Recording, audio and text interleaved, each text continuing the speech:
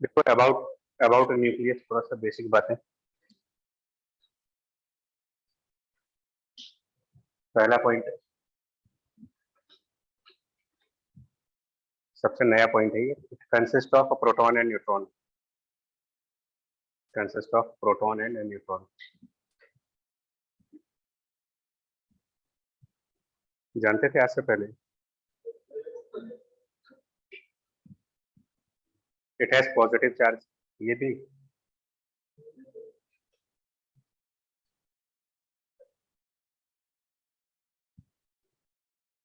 Spherical in geometry, ये भी जानते हो। चौथा रेडियस, रेडियस ऑफ न्यूक्लियस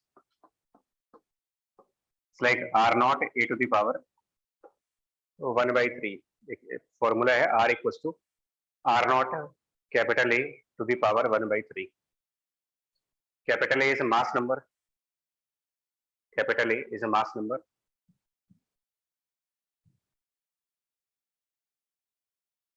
और आर नॉट एक कांस्टेंट वैल्यू है which is 1.2 10 to the power -15 metre. तो ये एक पॉइंट हो सकता है जहां रेडियस निकालने को आ जाएगा, मास नंबर दिया होगा। तो पांचवा density of nucleus. Fifth is density of nucleus. जो डेंसिटी ऑफ न्यूक्लियस के लिए मास अपॉन वॉल्यूम कर सकते हैं डेंसिटी निकालने के लिए। और वॉल्यूम के लिए फॉर्मूला कौन सा यूज करेंगे अगर न्यूक्लियस को स्फेरिकल माना गया? 4/3 pi pi R cube. R cube, और आर क्यूब इसके हिसाब से तो R cube R naught cube, और आर नॉट ये है, आर नॉट ये है। तो 1.2 into 10 to the power -15 R naught की वैल्यू, इसका क्यूब। R cube will be R naught cube and cube of A to the power 1/3, इसका क्यूब करेंगे तो वो ए आ जाएगा। और मास, देखिए मास नंबर, जो मास नंबर है वो बेसिकली प्रोटॉन और न्यूट्रॉन के कंबाइंड नंबर होता है। नंबर ऑफ प्रोटॉन और नंबर ऑफ न्यूट्रॉन को मिला दीजिए तो वही तो मास नंबर हुआ। और प्रोटॉन और न्यूट्रॉन लगभग बराबर मास के हैं, तो उनके जो मासेस होते हैं वो होते हैं 1.67 and 10 to the power -27 kilogram, एक प्रोटॉन का मास। और एक न्यूट्रॉन भी लगभग इतना ही मास का होता है। तो मास ऑफ वन प्रोटॉन और you can say one neutron and multiplied by total number of proton and neutron which is mass number. तो ये टोटल मास बन जाएगा यहाँ पर। Total mass by total volume density, capital A cancel कर जाएगा इसमें। और बाकी जब कैलकुलेशंस करेंगे तो ये वैल्यू आती है 2.4 10⁻17 kilogram per metre cube. Kilogram per metre cube is the density of nucleus. Mass number के कैंसिल होने का मतलब ये हुआ कि सभी जितने भी न्यूक्लियस हैं वो सब सेम डेंसिटी के। कैपिटल ए के कैंसिल होने का सिग्निफिकेंस, चाहे वो कार्बन का न्यूक्लियस हो, चाहे वो आयरन का न्यूक्लियस हो, चाहे वो लेड का न्यूक्लियस हो, आंसर में ए कैंसिल हो रहा है। Every nucleus has nearly same density.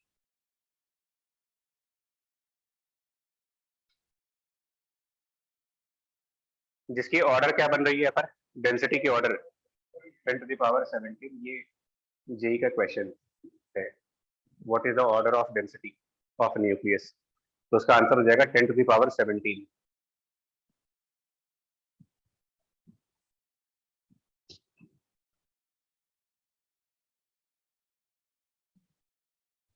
सोचो कितनी भारी डेंसिटी होगी। 10 to the power 17 kilogram per metre cube का मतलब क्या हुआ कि 1 मीटर क्यूब का स्फीयर बनाओगे तो उसका मास कितना होगा? 10 टू द पावर 17 किलोग्राम, बहुत ज्यादा हुआ है। खैर अगला पॉइंट, ये 4-5 पॉइंट न्यूक्लियस के बारे में फंडामेंटल है। Fifth point, mass of nucleus. Mass of nucleus,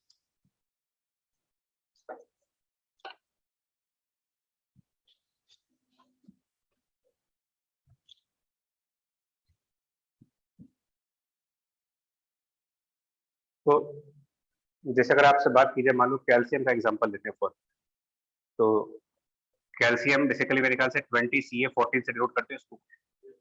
तो अगर इसका मास पूछ रहे हैं कि what is the mass of nucleus of Ca,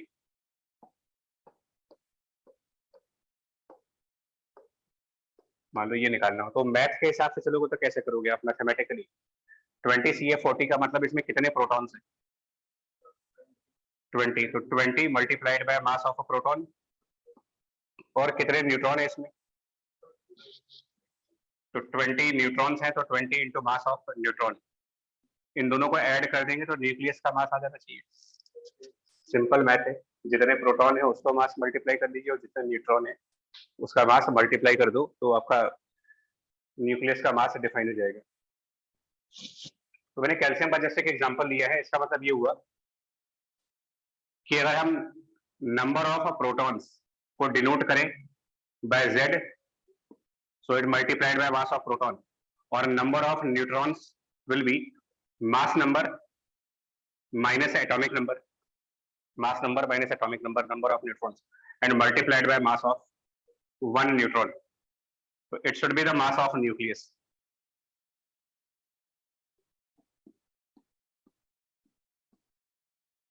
nucleus का मास इस तरीके से निकाल सकते हैं, बट ये मैथमेटिक्स के हिसाब से हुआ, इसको बोलते हैं algebraic mass, the mass of nucleus according to algebra.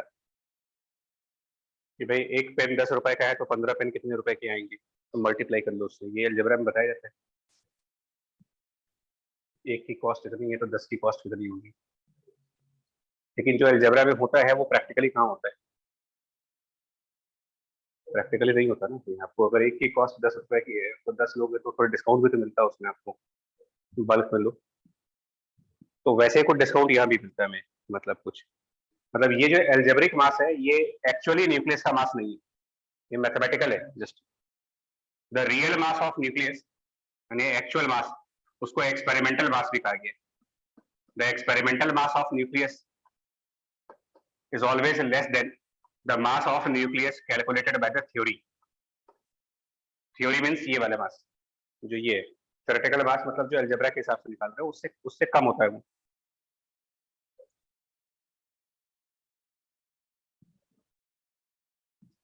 Mass of nucleus is not like कि अब प्रोटॉन न्यूट्रॉन का मास मिला करके ऐड कर दोगे तो आंसर आ जाएगा, वो नहीं होगा, वो कुछ कुछ कम है उससे।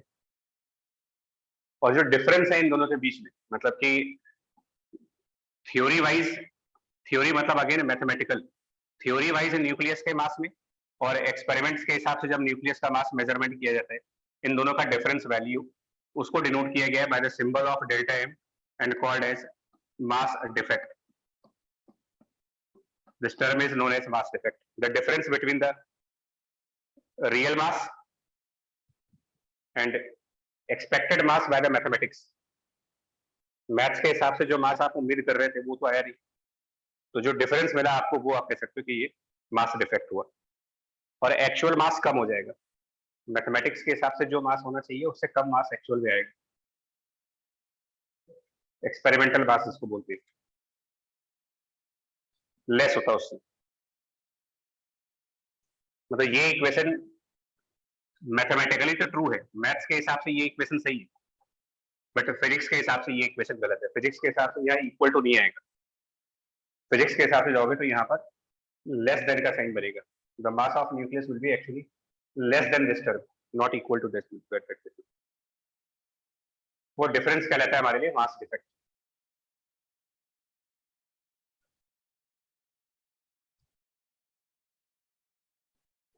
एंड रीजन क्यों ऐसा होगा, वो लिखो, reason of mass defect, the reason behind mass defect.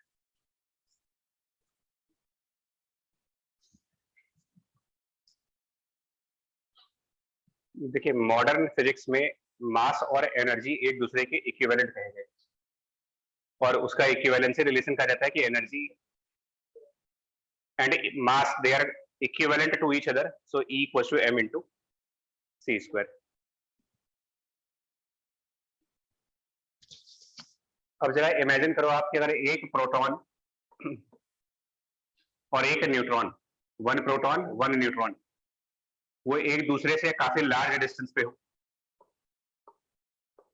इतने ज्यादा लार्ज डिस्टेंस पर कि ना प्रोटॉन एंड न्यूट्रॉन के ऊपर कोई फोर्स लगा सकता है, ना न्यूट्रॉन प्रोटॉन पे कोई फोर्स लगा सकता है, मतलब आइसोलेटेड है।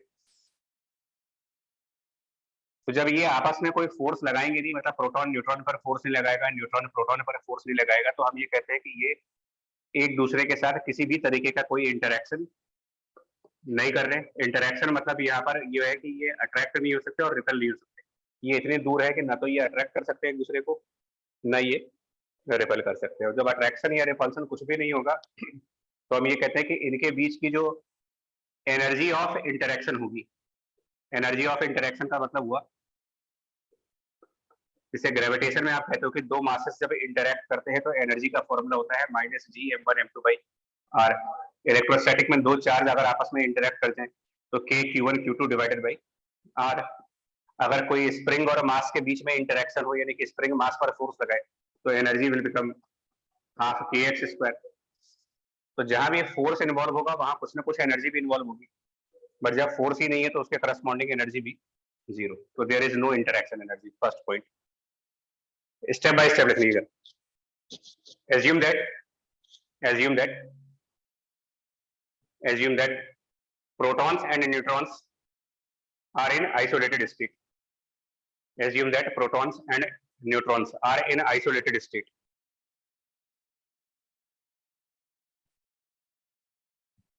Isolated word मतलब हुआ no attraction and no repulsion, force नहीं आएगा इनके बीच में, are in the isolated state and therefore interaction energy will be zero। बस एनर्जी मतलब वर्क से आती है और वर्क करने के लिए फोर्स चाहिए, फोर्स जब है ही नहीं तो कोई वर्क नहीं होगा, वर्क नहीं होगा तो एनर्जी का ट्रांसफर नहीं होगा। यहाँ तक बात समझ में आ रही है? तो ये तो हो गया जब बहुत दूर दूर है वो। नाउ पास पास में आगे second point. Now proton neutrons are brought together. Now proton and neutrons are brought together to form a nucleus, to form a nucleus. Proton and neutrons are brought together to form a nucleus.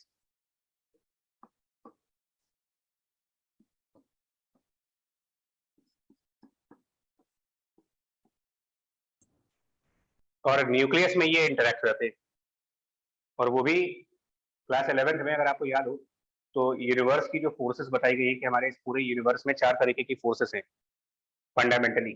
Gravitational force, electromagnetic force एक weak force था, और एक चौथा force जो fundamental था वो था strong और न्यूक्लियर फोर्स। तो जब ये प्रोटॉन और न्यूट्रॉन इनसाइड न्यूक्लियस होते हैं तो ये काफी स्ट्रांगली एक दूसरे की तरफ अट्रैक्ट हो रहे होते हैं। मतलब यहाँ पर किसी भी तरीके का अट्रैक्शन नहीं था, जैसे ही न्यूक्लियस बनती है ये दोनों आपस में एक दूसरे की तरफ क्या करने लगते हैं, अट्रैक्ट। तो suppose we brought them to form a nucleus inside which they will attract each other, inside which they will attract each other।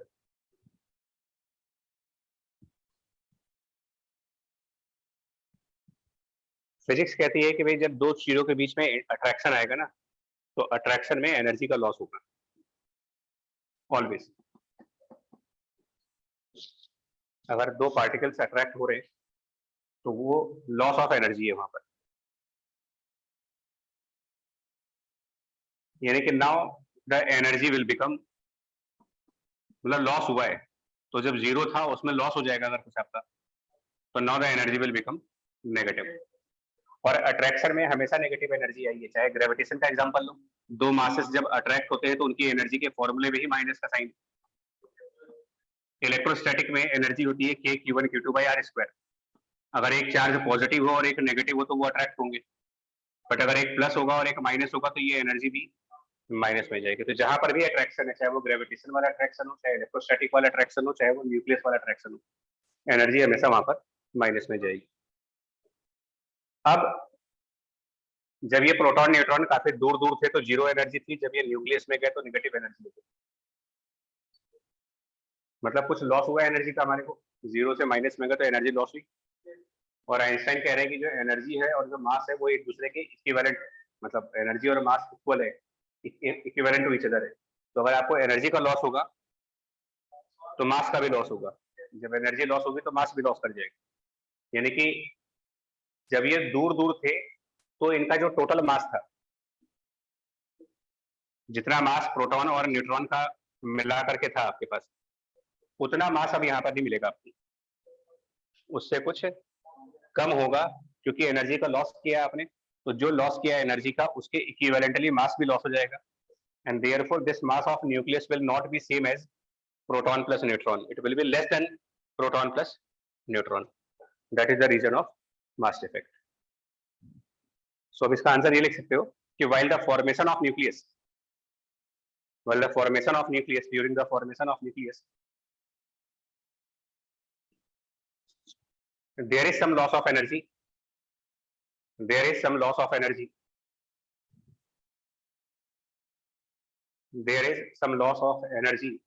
due to strong attractive forces, due to strong nuclear attraction.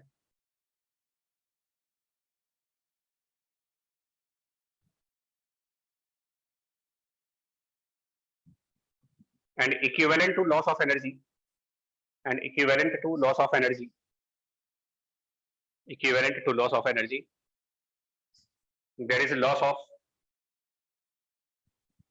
is loss of m, that is mass, by the relation E equal to mc square.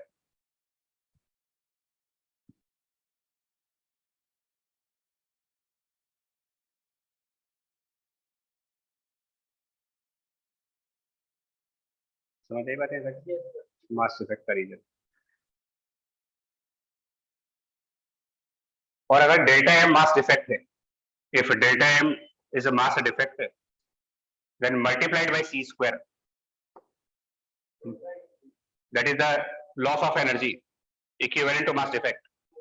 Delta M mass defect multiplied by c square, मतलब nucleus के form होने में इतनी energy loss हुई है। Loss नहीं हुई, actually minus में चली गई ना एनर्जी, और एनर्जी जब भी माइनस में होती है तो हम ये कहते हैं कि बाउंडेड है, बाउंडेड है। जहां पर भी ग्रेविटेशन में माइनस की एनर्जी होती है, और इसीलिए सैटेलाइट्स बाउंडेड है प्लैनेट्स के चारों तरफ। नहीं तो सैटेलाइट रिवॉल्व क्यों करते हैं, मतलब क्यों वो बाउंडेड का मतलब क्या होता है कि हम कहते हैं कि हमारे अर्थ के चारों तरफ सैटेलाइट्स रिवॉल्व हो रही है, तो ऐसा क्यों नहीं होता कि उस सैटेलाइट का मूड खराब हो जाए और वो कहे कि नहीं हम रिवॉल्व नहीं करेंगे और हम जा रहे दूसरे प्लेनेट के पास।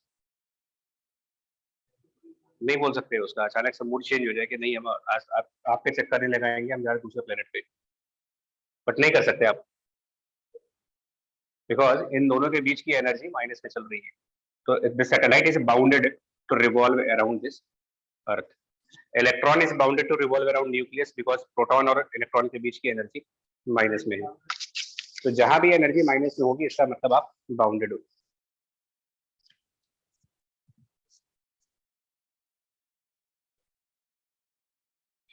अगर आपको बाउंडेशन ब्रेक करनी है तो एनर्जी कैसी करनी पड़ेगी? अगर आप वो बाइंडिंग छोड़ना चाहते हो, मतलब किसी के साथ आपकी बाइंडिंग बन चुकी है, वो बाइंडिंग तोड़ना है तो क्या करोगे? जो एनर्जी है वो प्लस में लाओ। As long as energy is negative the system is bounded. और यहाँ पर न्यूक्लियस की एनर्जी माइनस में चली गई है, इसका मतलब proton and neutron are now bounded. Bounded का मतलब समझो, बाउंडेड का मतलब ये हुआ कि ये एक दूसरे से अलग नहीं हो सकते, अब बधे हुए। बधे का मतलब फिजिकली नहीं बधे हैं कि रस्सी से बांध दिया गया, मतलब उनके बीच में अट्रैक्शन है, वो अट्रैक्शन छोड़ नहीं पा रहे। समझ गए आप? जैसे हम में से कई लोग बाउंडेड है मोबाइल गेम्स के साथ, किसी पर्सन के साथ, तो वो सब क्या है? स्पेशली लॉस ऑफ इट है, लॉस ऑफ एनर्जी। तो उससे अगर निकलना है तो फिर एनर्जी पॉजिटिव लाइए अपनी। तो ये जो delta M into C square है, ये आपको ये बताता है कि आपकी जो एनर्जी है वो कितनी लॉस हुई थी, और वो लॉस बेसिकली इसलिए हो रहा है क्योंकि now the system is bounded and therefore the energy is known as binding energy, BE. This energy is called binding energy. Nucleus form करते वक्त जो एनर्जी को लॉस हुआ है उसे हम कह रहे हैं binding energy. Even atomic structure भी देखो ना आप, हाइड्रोजन के एटम के केस, इलेक्ट्रॉन के फर्स्ट ऑर्बिट की एनर्जी क्या बोलते हो?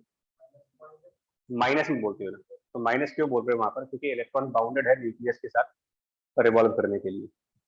और जब बोलते हो कि अगर हम प्लस 13.6 एनर्जी उसको और दे देते हैं, हाइड्रोजन एटम को प्लस 13.6 इलेक्ट्रॉन वोल्ट की एनर्जी अगर हम दे दें तो हम कहते हैं कि वो आयनाइज हो जाएगा और इलेक्ट्रॉन जो है वो न्यूक्लियस को छोड़ देगा। मतलब जो बाउंडेशन थी वो टूट गई, अब वो इलेक्ट्रॉन फ्री हो गया। समझ पा रहे इसको? जहां भी नेगेटिव एनर्जी है वो बाउंडेशन है, ये भी बाउंडेशन है, binding energy delta M into C square. दूसरा पॉइंट, मास को कैलकुलेट करने का जो यूनिट यहाँ पर चूज करेंगे हम लोग वो किलोग्राम्स में नहीं लेंगे। मतलब ये क्योंकि न्यूक्लियर लेवल पर जब जाते हो तो यूनिट ऑफ मास थोड़ा सा चेंज करते हैं। Unit of mass basically atomic mass unit choose करेंगे, और शायद ये केमिस्ट्री में डिफाइन करते हो कि one atomic mass unit defined as 1/12 of Avogadro. Mass of T12 atom, definition of one atomic mass unit. तो इसमें भी हम मासेस को एटॉमिक मास यूनिट में रिप्रेजेंट करेंगे, किलोग्राम्स में नहीं जाएंगे। और मास की एक और यूनिट होती है इस चैप्टर में, यूनिट ऑफ मास। एक तो एटॉमिक मास यूनिट है, SI यूनिट किलोग्राम है, और मास की एक यूनिट यहां से भी आई। तो unit of mass will be energy का unit divided by C square. तो इसलिए हम यूनिट ऑफ मास एक और यूज करते हैं, the energy upon C square, and energy is in mega electron volt. Mega electron volt मतलब कि 1.6 इंटू 10⁻⁻13। मेगा मतलब 10⁻6 और इलेक्ट्रॉन वोल्ट मतलब 10⁻⁻19। तो टोटल हो जाएगा ये 1.6 into 10⁻⁻13 joules per C square.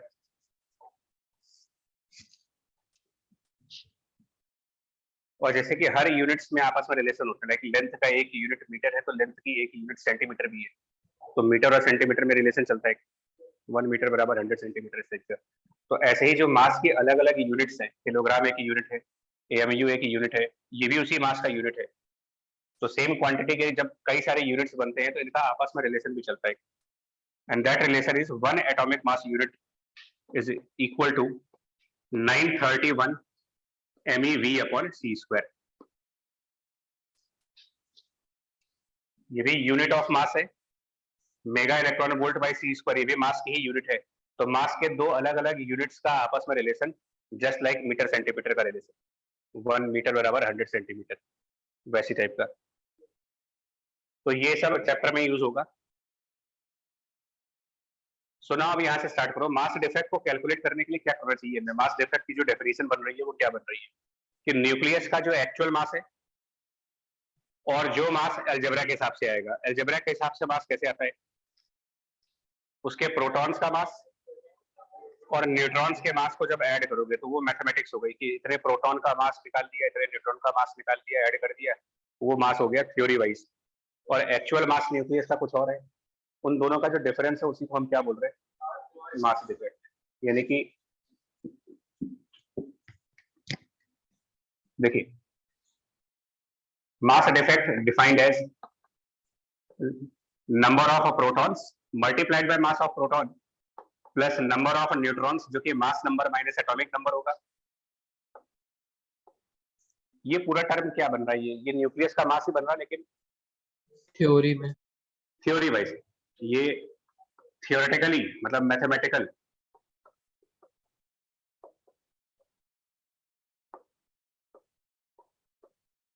Theoretical mass of nucleus है ये, जबकि कहानी कुछ और है। मतलब जब हमने उसको लैब में मेजर किया तो पता चला कि मास इतना तो निकला ही नहीं, कुछ कम हो गया। तो माइनस मास ऑफ न्यूक्लियस जो कि एक्सपेरिमेंट्स में आएगा।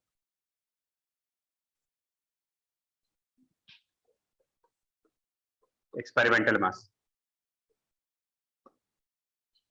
अब इसका एक क्वेश्चन कराएंगे तब समझ में आएगा। This is experimental mass of nucleus. HCV है आपके पास? निकालो जरा HCV। सबसे लास्ट चैप्टर होगा। ऑनलाइन में जो बैठे हैं भाई वो भी किताब निकाल लें, क्योंकि क्वेश्चन बोलूंगा नहीं मैं। HCV एक्सरसाइजेस में जाओ, पेज नंबर 442। Page number 442। ठीक है, उसके पहले एक बार बता दें, जब मास डिफेक्ट कैलकुलेट कर लोगे आप, मास डिफेक्ट कैलकुलेट कर लिया अगर, उसमें सी स्क्वायर जब मल्टीप्लाई करेंगे, क्या अभी क्या उस अभी भी डिफाइन किया है इसको, क्या ये हो जाएगा बाइंडिंग एनर्जी। और जब इसको मास नंबर से फिर डिवाइड कर देंगे तो that is called binding energy per nucleon. ये पहला न्यूमेरिकल है जो आता है आपका, binding energy per nucleon. HCV की जो एक्सरसाइज है ना, तो इतना लिखो जल्दी से बताते हैं।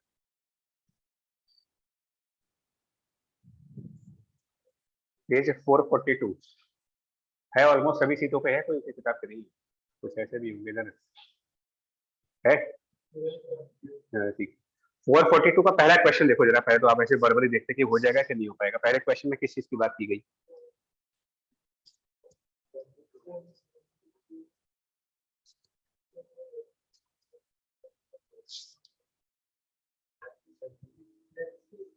ठीक है, डेंसिटी वेंसिटी इसको देख लिया। पांचवें क्वेश्चन पे आते हैं।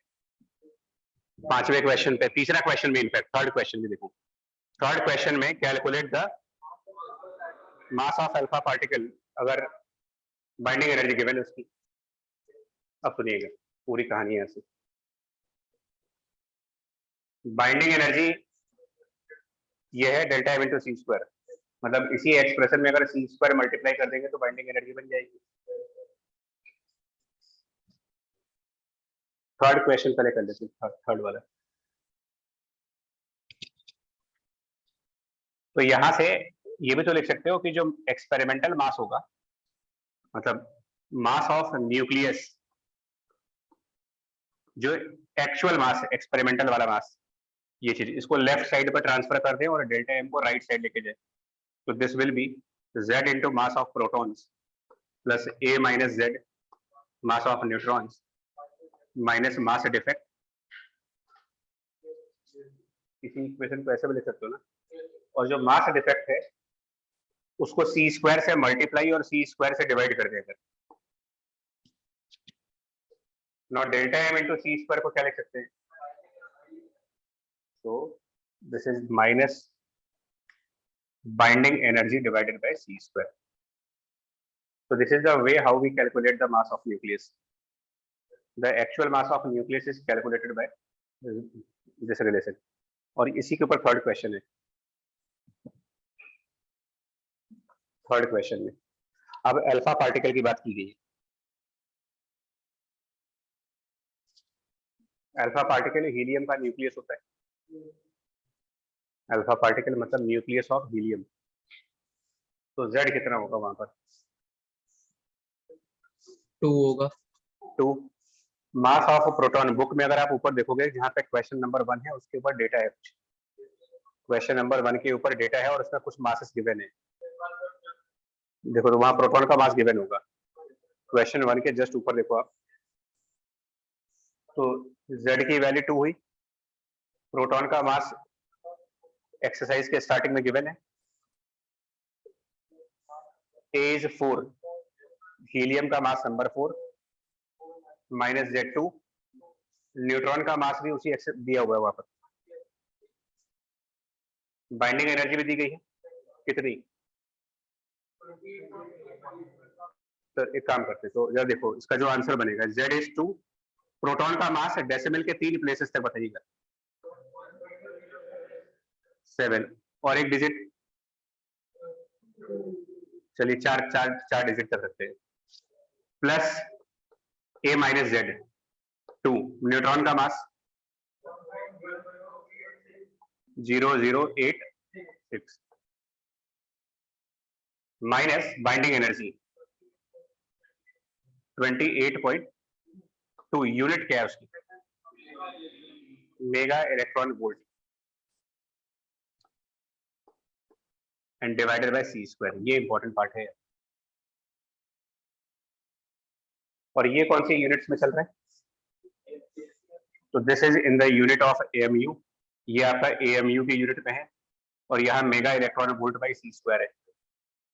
और अभी जो रिलेशन लिखा था हम लोगों ने कि 1 AMU is 931 MEV by C square, तो इसको उल्टा लिखें तो 1 MEV बाई सी स्क्वायर 1/931, मतलब ये जो MEV/c² है, इसको अगर हम AMU में कन्वर्ट करना चाहे तो यहाँ पर 931 मल्टीप्लाई करेंगे या डिवाइड करेंगे?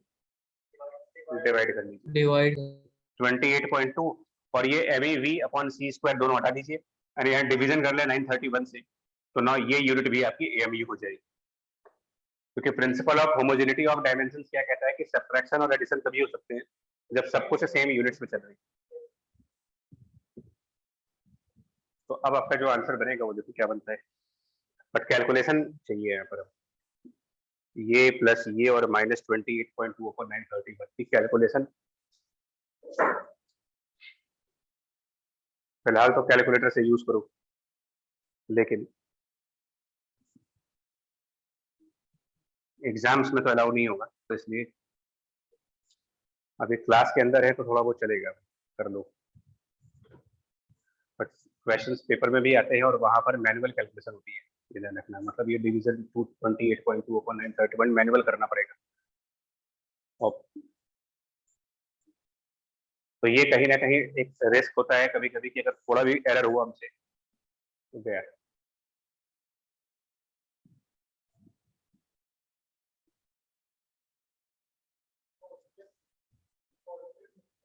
क्या चीज, ये कितना आ रहा है पूरा वैल्यू, मतलब ये प्लस ये और माइनस ये करके जो टोटल वैल्यू बन रही है 4.0013, चेक कर लो पूछे बुक में आंसर 4.0013 अगर आपका आंसर है, बुक में क्या दिया हुआ है 16। वो जानते हो क्यों हुआ, क्योंकि हमने डेसिबल के 4 प्लेस तक वैल्यू दी, जबकि जो उन्होंने बुक में वैल्यूज दी है वो डेसिबल के 6-7 प्लेसेस तक है, तो वो उस वजह से थोड़ा सा हमारा डिफरेंस है आंसर में, क्योंकि यहाँ 7-2 के बाद 2 डिजिट और है इधर भी, तो अगर आप सारी डिजिट्स लोगे ना, जब डेसिमल के बाद जितने डिजिट दी गई है वो सब लोगे तो ये एक्यूरेट आंसर आएगा, बट हमने सिर्फ टाइम बचाने के लिए डेसिमल के 6 प्लेस तक पहुंच जाएगा।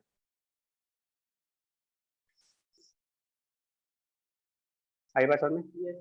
5वें क्वेश्चन पे जो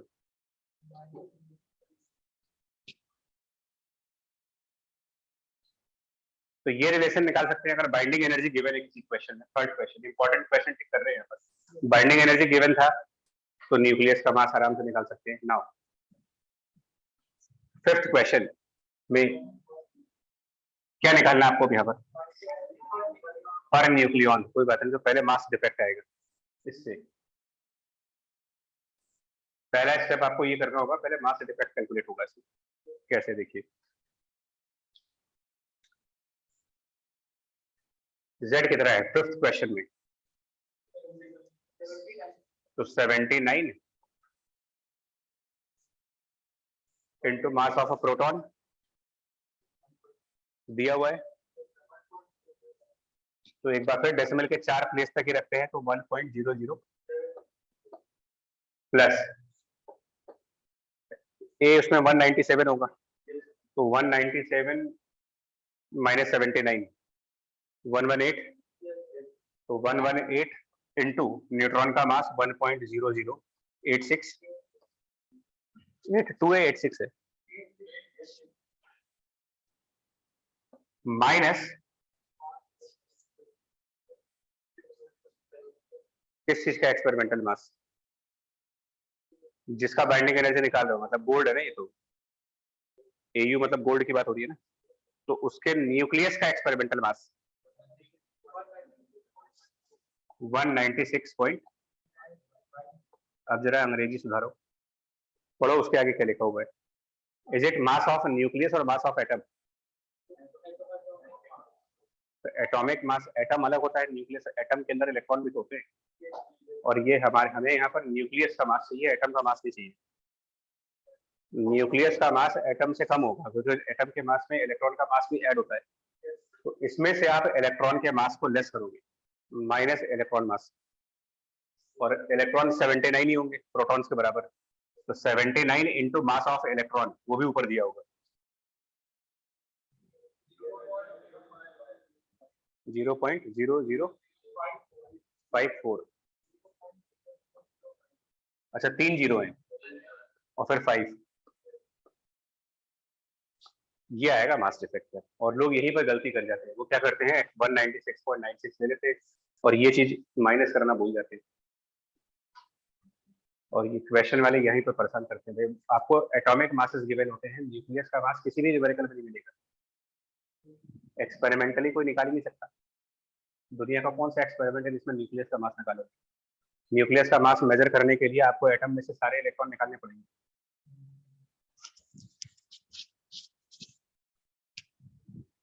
इवन पीरियोडिक टेबल में जो मासेस मेंशन होते हैं ना, किसी भी पीरियोडिक टेबल में देखोगे तो सब जगह मास लिखा होता है, वो सब एटॉमिक मास के बिन होते हैं।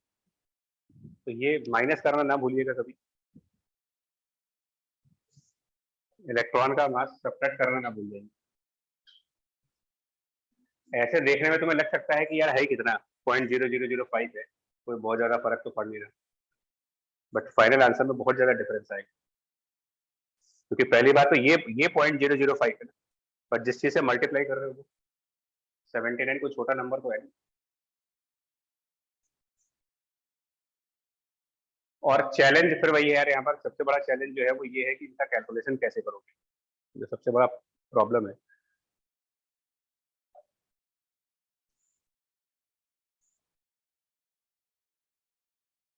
क्या जो भी आंसर आएगा इसमें क्या करना होगा आगे बता दें, आप जो भी निकालोगे इसका आंसर जो भी है उसमें 931 और मल्टीप्लाई करेंगे फाइनली। जो आंसर आएगा उसमें 9, क्योंकि ये जो आंसर आएगा वो एटॉमिक मास यूनिट में आएगा, तो जो कुछ भी वैल्यू आएगी सो एंड सो ऑन करके जो कुछ वैल्यू आएगी वो एएमयू पे आएगी। अब इसमें हम सी स्क्वायर और मल्टीप्लाई कर देंगे, मास डिफेक्ट में सी स्क्वायर और, तो इंटू सी स्क्वायर हो गया, दैट बिकम्स बाइंडिंग एनर्जी। और फिर हम 1 एएमयू को लिखेंगे 931 mega electron volt divided by, तो जो ये एएमयू है इसको अगले स्टेप पर एमईवी डिवाइडेड बाय, तो ये सी स्क्वायर कैंसिल कर जाता है। इसीलिए बोल रहा हूँ कि जो भी आपका नंबर यहाँ पर आए, जो नंबर आए उस नंबर को सीधा सीधा 931 मल्टीप्लाई कर दीजिए उसमें, तो आपका आंसर मेगा इलेक्ट्रॉन वोल्ट में आएगा। मतलब जो मास डिफेक्ट हुआ उस मास डिफेक्ट को 931 से मल्टीप्लाई करो and your answer will be in mega electron volt, that is binding energy. और फिर उसको जब मास नंबर से और डिवाइड करेंगे तो आएगा बाइंडिंग एनर्जी पर न्यूक्लियन, यानी कि 179 नहीं 197, इस क्वेश्चन में 197 से डिवाइड करोगे। तो सारा प्रॉब्लम सिर्फ ये है कि ये वैल्यू कितनी आ रही है और फिर उससे उसके बाद उसमें ये मल्टीप्लिकेशन भी है 931 का।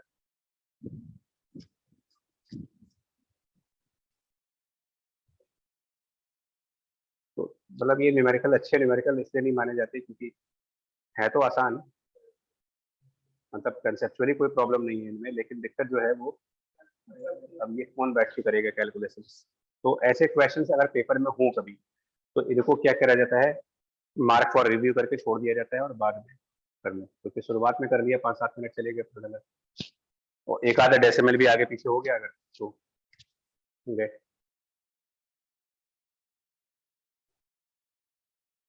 ठीक है, सो एक बार देख लो आंसर 7 पॉइंट समथिंग कुछ आंसर है इसका, शायद 7 पॉइंट, हाँ ऐसा ही कुछ है। ठीक है, दोनों पॉइंट क्लियर हो गए, थर्ड एंड फिफ्थ आगे बढ़ो क्वेश्चन में।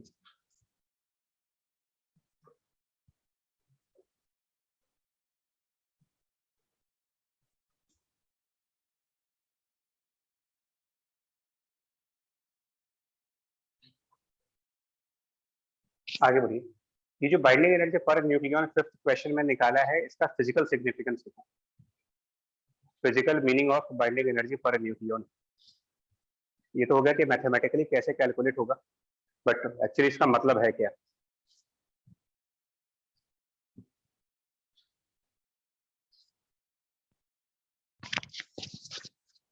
तो इसका मतलब होता है कि न्यूक्लियन किसको बोलते हो आप,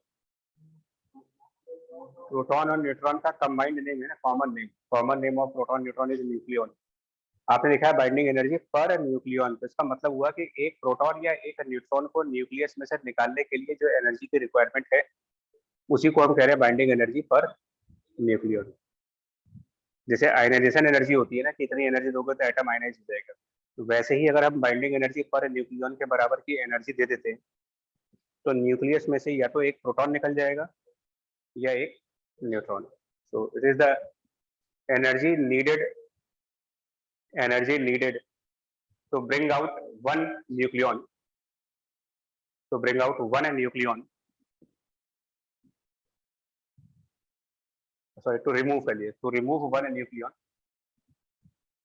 from the nucleus.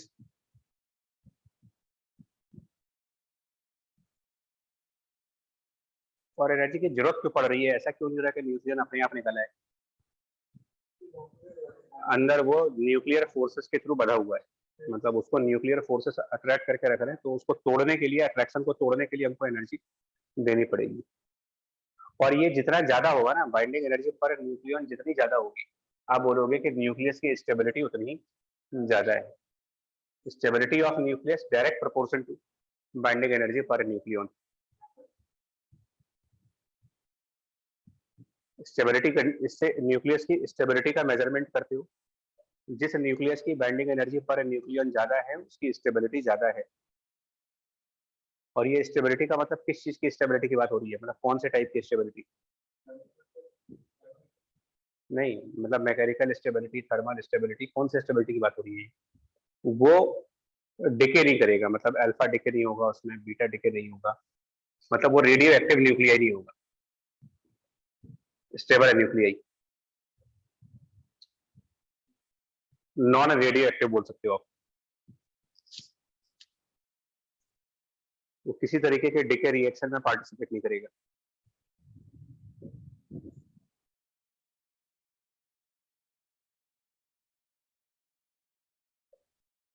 ठीक है, यहाँ तक समझ में आया?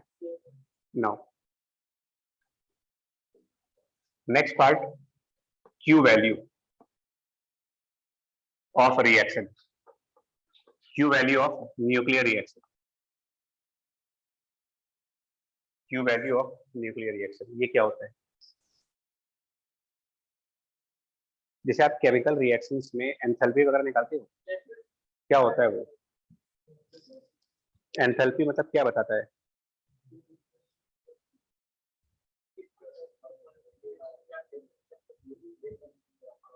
एनर्जी, मतलब रिएक्शन में कितनी एनर्जी या तो रिलीज होगी या उसमें आप ऐड करोगे। तो वैसे ही हम न्यूक्लियर रिएक्शंस में भी एनर्जी कैलकुलेट करते हैं। एक रिएक्शन में कितनी एनर्जी निकलती है या एक रिएक्शन के लिए कितनी एनर्जी की जरूरत पड़ेगी, डिपेंडिंग कि वो एंडोथर्मिक रिएक्शन है या फिर एक्सोथर्मिक रिएक्शन। तो एक रिएक्शन में एनर्जी बाहर आती है और एक रिएक्शन में एनर्जी देनी पड़ती है। तो that is the meaning of Q value, amount of energy released in a reaction, amount of energy released in a reaction is known as Q value. अब रिएक्शन कौन कौन सी होती है हमारे पास? तो मेजर रिएक्शन दो हैं, मेजर न्यूक्लियर रिएक्शंस दो हैं, एक फिजन, नहीं वो नहीं, एक न्यूक्लियर फिजन होते हैं और एक दूसरी रिएक्शन पढ़ते हो आप, nuclear fission, fusion and fission. ये तो मतलब सुना तो होगा इनके बारे में, ऐसा नहीं सुना होगा आपने कि जो स्टार्स की एनर्जी है वो बिकॉज ऑफ फ्यूजन है, और जो यूरेनियम रिएक्टर्स होते हैं, जो न्यूक्लियर रिएक्टर्स, उसमें फिजन का फिनोमेना होता है। और होता क्या है इन सब में, इन दोनों रिएक्शंस में क्या होता है कि फ्यूजन में ज्यादातर ऐसा होता है कि कोई दो न्यूक्लियस ऐड होते हैं, लाइक 1s2 प्लस 1s2, और वो किसी नए न्यूक्लियस का प्रोडक्ट करते हैं, सपोज दैट 2h3 और मे बी 1h3 और प्लस 1h1। ये एक रिएक्शन है जिसमें दो छोटे छोटे न्यूक्लियस मर्ज हो गए और मर्ज करने के बाद कोई दो अलग अलग न्यूक्लियस आ गए आपके, इसको आप न्यूक्लियर रिएक्शन कह सकते हो। अब इसकी क्यू वैल्यू निकालनी है आपको, लिखो आप पहले, पहला एग्जांपल फ्यूजन का लेंगे।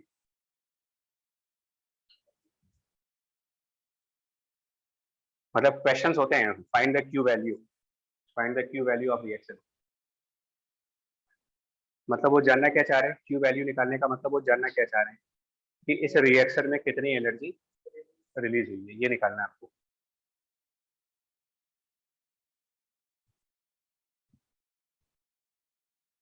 एक्चुअली क्या होता है कि ये तो मैंने एक स्पेसिफिक एग्जांपल लिखा है, वैसे अगर मैं बात करूं जैसे आप केमिकल रिएक्शंस पढ़ते हो वैसे मैं बात करूं तो हमने लिखा है A + B becomes, just like reaction normally examples में ऐसे दिखाए जाते हैं। सपोज A वाले का मास m1 है, B वाले का मास m2 है, C वाले का मास m3 है और D वाले का मास, आइंस्टाइन थ्योरी के हिसाब से अगर इन सब के अंदर मासेस हैं तो इन सब के इक्विवेलेंट कुछ एनर्जी भी आएगी, और इस रिएक्शन में जो एनर्जी रिलीज हुई है उसको क्यू वैल्यू कह रहे हैं, उसको हमेशा रिएक्शन के राइट साइड पर दिखाया करो आप।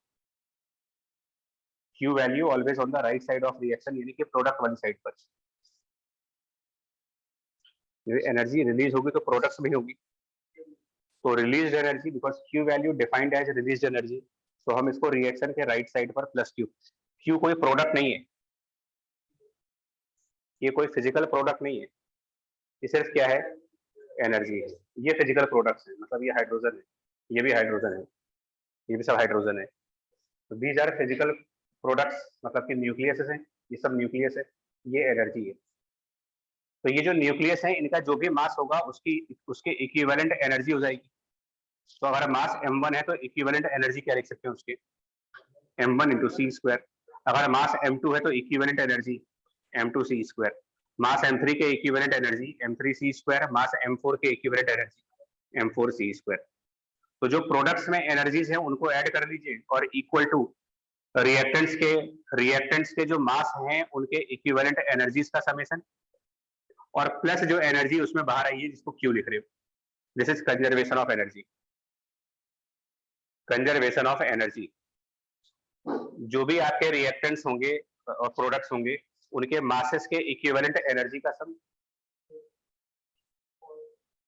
एनर्जी कंजर्व की, मास कंजर्व नहीं किया हमने, मास के इक्विवेलेंट एनर्जी को कंजर्व कर दीजिए। कंजर्वेशन ऑफ मास तो होल्ड करता ही नहीं है यहाँ पर, मास कंजर्वेशन कभी नहीं आएगा रिएक्शंस में। आप ये नहीं कह सकते कि 2 kilogram + 3 kilogram will become 5 kilogram, ये न्यूक्लियर रिएक्शंस में नहीं होता।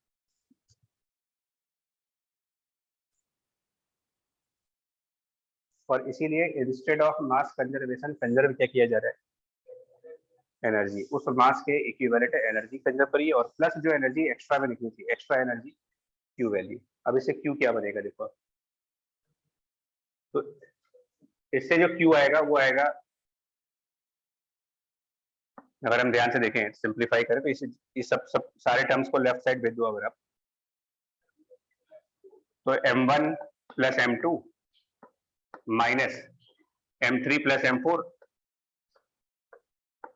And whole multiplied by. अब m1 + m2 बेसिकली किस चीज का मास है, जो आपके रिएक्टेंट्स हैं, यानी कि टोटल मास ऑफ रिएक्टेंट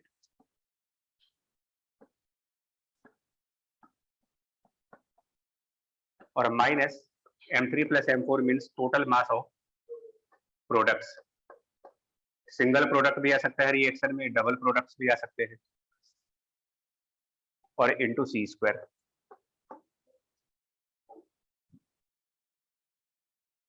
इस तरीके से क्यू वैल्यू निकाली जाती है किसी भी रिएक्शन की। एज एग्जांपल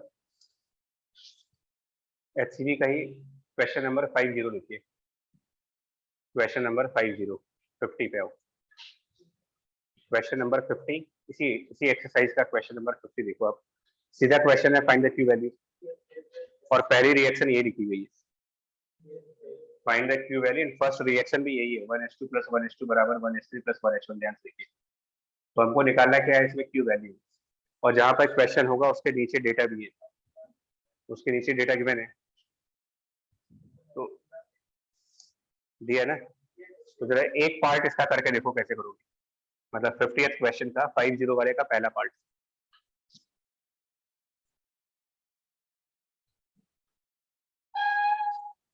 पर 1s2 का मास दिया हुआ है क्वेश्चन में, देखो जरा आप नीचे 1.2.00 2.014, ठीक है। तो इसका मास आपको दिया हुआ है 2.014, और ये 2 है ना, इस तरफ 2 हैं, तो इसमें इंटू 2 भी करोगे। ये आपका रिएक्टेंट आ रहा अभी, हम अभी कैलकुलेट कर रहे हैं मास ऑफ रिएक्टेंट, तो रिएक्टेंट में 1:1:2 है, लेकिन ये जो मास कैलकुलेट हुआ ये एटॉमिक मास आ गया, क्योंकि जो मास गिवन है, क्वेश्चन पढ़ो आप फिर से, तो अगेन एटॉमिक मास दिया है। हमें जरूरत होती है न्यूक्लियस के मास की, तो हम इसमें माइनस करें, कितने इलेक्ट्रॉन्स हैं, इसमें कितने इलेक्ट्रॉन हैं, और इसमें, तो हम 2 इंटू मास ऑफ इलेक्ट्रॉन को लेस करेंगे। Now this term is your mass of reactant. Mass of reactant का मतलब रिएक्टेंट के एटॉमिक मास में से उसका इलेक्ट्रॉन का मास माइनस कर दीजिए, तो you will get the reactant mass. अब इसी तरीके से प्रोडक्ट के मास पे आएंगे।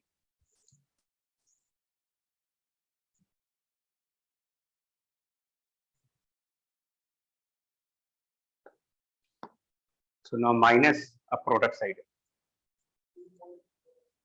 1s3 का मास 3.06 और 1h1 का मास भी होगा। 1h1 का मास एक्सरसाइज के स्टार्टिंग में, 1h1 की मास एक्सरसाइज के स्टार्टिंग में लिखा होगा 1.0078 है, तो 1.0078 को डेसिमल के 3 प्लेसेस तक जाओगे तो राउंड ऑफ करके 8 हो जाएगा। बट ये भी हमारा आंसर नहीं है, क्योंकि ये जो मास है ये दोनों के एटॉमिक मास हुए। फिर हम माइनस करेंगे, और कितने इलेक्ट्रॉन हैं इधर, 1 और 1, तो इधर भी 2 इलेक्ट्रॉन है, तो -2 Me। और अब ये जो डिफरेंस आ रहा है इन दोनों का, ये हो गया आपका रिएक्टेंट माइनस प्रोडक्ट, और इसके साथ C² मल्टीप्लाई करेंगे, तो अब आप कहोगे इस रिएक्शन की Q वैल्यू है। एक्चुअली Me कैंसिल कर जाएगा, यहाँ भी 2Me है, इधर भी 2Me है, तो कैंसिल हो जाएगा। बट फिर वही कंसर्न बार बार की देखो डेसिमल का कैलकुलेशन है, और ये थोड़ा सा रिलेटिवली कंफर्टेबल कैलकुलेशन है, क्योंकि बड़े नंबर मल्टीप्लाई नहीं हो रहे ना, 2 से मल्टीप्लाई करना है, तो ये उतना टफ नहीं है।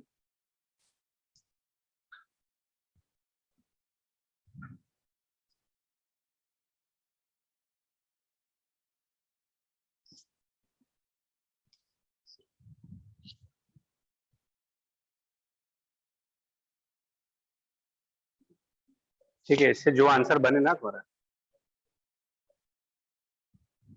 कितना बन रहा है इसमें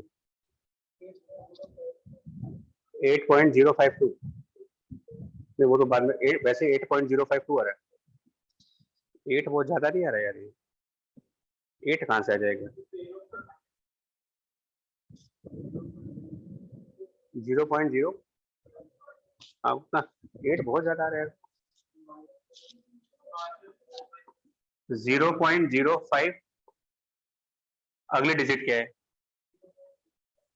यही आंसर है बस, और ये एटॉमिक मास यूनिट में है, और इंटू C²। अब अगले स्टेप पे करो ना, अभी तो आंसर ये आ रहा है, अगले स्टेप पर ये दोनों को हटा दिया करो, आप इन दोनों को हटा दो, और 0.05 इंटू 931 एंड यूनिट चेंज कर दो, मेगा इलेक्ट्रॉन वोल्ट कर दो, वो यूनिट हटा दीजिए वहां से MU और C² वाली, और 931 मल्टीप्लाई करके मेगा इलेक्ट्रॉन वोल्ट में आंसर आ जाएगा। तो 0.05 इंटू 931 मेगा इलेक्ट्रॉन वोल्ट इस रिएक्शन की Q वैल्यू है।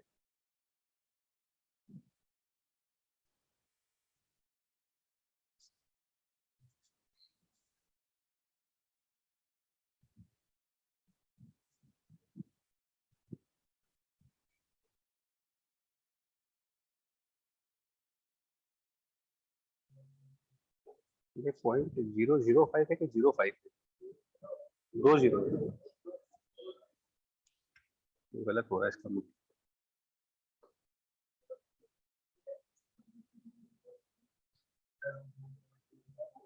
ठीक है, समझ में आया चीज? बाकी के 2 एग्जांपल अपने आप करोगे। और देखिए 50th के बाकी के 2 पार्ट्स अपने आप करेंगे। इसके बाद देखो 52, क्वेश्चन नंबर 52, तुम लोगों का बुक नहीं है ना, कैसे होगा फिर भैया? इसको आप कहीं से देखो, मिल जाए अगर कुछ, नहीं तो कहीं पीडीएफ वगैरह पड़ी हो मोबाइल में, क्योंकि बुक रहने से हमें फायदा ये होता है कि थोड़ी स्पीड बढ़ जाती है, हमें क्वेश्चन नहीं बोलना पड़ता।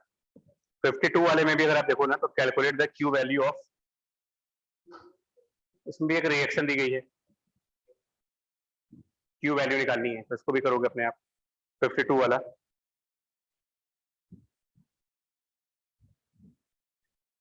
अब ये देखिए, जो 50th करना है, 52 वाला करना है, ठीक है।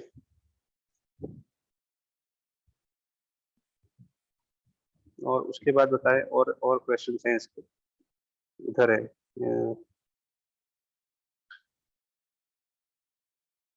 7th क्वेश्चन देखो जरा, अगर आप 7th नंबर क्वेश्चन, इसमें एक्चुअली दिक्कत जानते हो कि हमको डेटा एग्जैक्ट चाहिए और हम अपने मन से भी नहीं दे सकते कि कुछ भी डेटा दे दे, क्योंकि एटॉमिक मास है, हम अपने मन से बना नहीं सकते, इसलिए इसमें बुक की ही नीड है हमें। भाई मैकेनिक्स होता तो आप 5 किलोग्राम 10 किलोग्राम कोई भी ब्लॉक ले लो, अब इसमें हम हीलियम का मास बदल थोड़ी देंगे। 7th नंबर क्वेश्चन देखो, तो उसमें भी find the energy liberated in the process in the reaction, मतलब इसमें भी क्या निकालना है, एनर्जी रिलीज ही तो निकालना है, इसी को तो क्यू वैल्यू कह रहे हो, तो ये भी ऐसे ही आएगा। 7th क्वेश्चन भी सेम तरीके से होगा।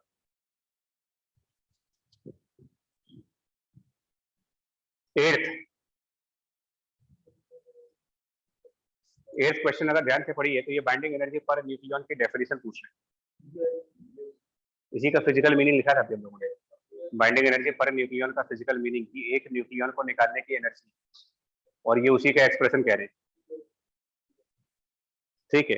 ये हो गए अपने क्वेश्चंस।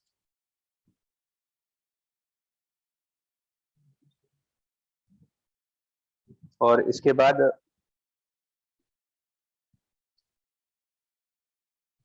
बाकी तो क्वेश्चन उसके हैं, रेडियो एक्टिविटी के ऊपर है, ठीक है। और अगर एक्सरसाइज में जाओगे तो ये मिल जाएगा तुम्हें, लाइक 15th एग्जांपल है, सॉल्ट एग्जांपल का 15th, अगर आप ध्यान से पढ़ो, सॉल्ट एग्जांपल का 15th, तुम लोग क्वेश्चन नंबर तो देखिए लो भाई। सॉल्ट एग्जांपल का 15th अगर आप ध्यान से देखो, तो calculate the energy release when 3 alpha particles combined to form carbon 13 in nucleus. तो इसमें रिएक्टेंट क्या हुए हमारे, 3 अल्फा पार्टिकल, और प्रोडक्ट क्या हुआ, बाकी मासेस दिए हैं और एनर्जी रिलीज निकालनी है, तो फिर यही वाला कंसेप्ट लगेगा, रिएक्टेंट माइनस प्रोडक्ट का मास। तो 15 सॉल्ट एग्जांपल है। इसमें फिर मैं बोल रहा हूँ, प्रॉब्लम अगर जेई में आता है क्वेश्चन, लेकिन बस दिक्कत इतनी है, कैलकुलेशन गलत हो जाती है, कोई लॉजिक नहीं है इसमें। एग्जाम्पल 4, सॉल्ट एग्जाम्पल 4 देखो आप, फिर से मैंने फाइंड द क्यू वैल्यू, उसमें भी रिएक्शन है, उसमें भी मासेस गिवन है, बट मैं फिर बोलना इलेक्ट्रॉन का मास सेपरेट करना ना भूल जाना कभी, क्योंकि जितने भी मास आप देख रहे हो सब जगह एटॉमिक मास है, तो वो गलती ना करिएगा।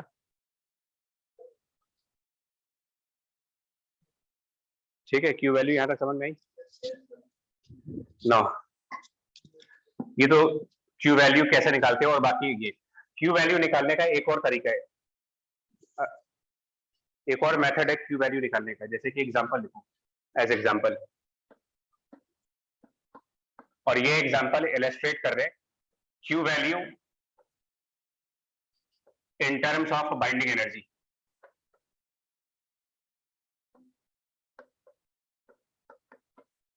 जैसे अभी जो क्यू वैल्यू के क्वेश्चन तुम लोगों ने किए हैं, या जो सॉल्ट एग्जांपल मैंने दिखाए हैं, या जो क्वेश्चन दिए हैं, अगर आप ध्यान से देखो तो इन सब में जो डेटा दिया जा रहा है, मासेस गिवन थे ना हमें, रिएक्शन में जो प्रोडक्ट और रिएक्टेंट्स है उनके मास गिवन है और क्यू वैल्यू पूछी गई है। अब कुछ क्वेश्चंस ऐसे आएंगे जिसमें रिएक्टेंट एंड प्रोडक्ट के मास गिवन नहीं होंगे, उनके बाइंडिंग एनर्जी गिवन होंगे। फॉर एग्जांपल, आपसे कहा जाए कि कोई एक एलिमेंट ए है and that divides in B and C elements. और आपको कैपिटल ए का मास नंबर गिवन है। सपोज इसका मास नंबर गिवन है, लेट्स से कि मास नंबर 100 है, और इसकी binding energy per nucleon, binding energy per nucleon given है, suppose that 5 in mega electron volt. जो बी वाला एलिमेंट है उसका भी मास नंबर गिवन है, लेट्स से कि उसका मास नंबर 30 है, और उसका binding energy per nucleon given as, binding energy per nucleon given as 6 mega electron volt. And जो थर्ड एलिमेंट है सी वाला एलिमेंट, उसका मास नंबर गिवन है 70। हालांकि उसका मास नंबर नहीं दिया हो तो भी निकाल सकते हो आप, क्योंकि total mass number left side और राइट साइड पर बराबर आना चाहिए। तो अगर यहाँ मास नंबर 100 है और एक 30 वाला है, तो दूसरा 70 आना ही चाहिए था, क्योंकि मास नंबर कंजर्व होते। और हमें क्वेश्चन में इसका भी binding energy per nucleon given है, और ये गिवन है मान लीजिए 6.5 mega electron volt. This question जिसमें कि आपको एक रिएक्शन दी जाएगी, उस रिएक्शन में मास नंबर दिए जाएंगे और बाइंडिंग एनर्जीज पर न्यूक्लियन दी जाएंगी, एंड पूछा जाएगा find Q value, find the Q value of reaction, find the Q value of reaction.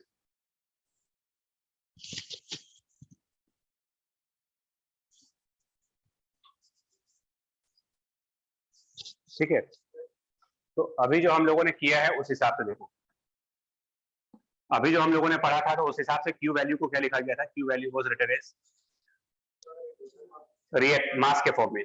मास के फॉर्म में देखा जाए तो जितना mass of A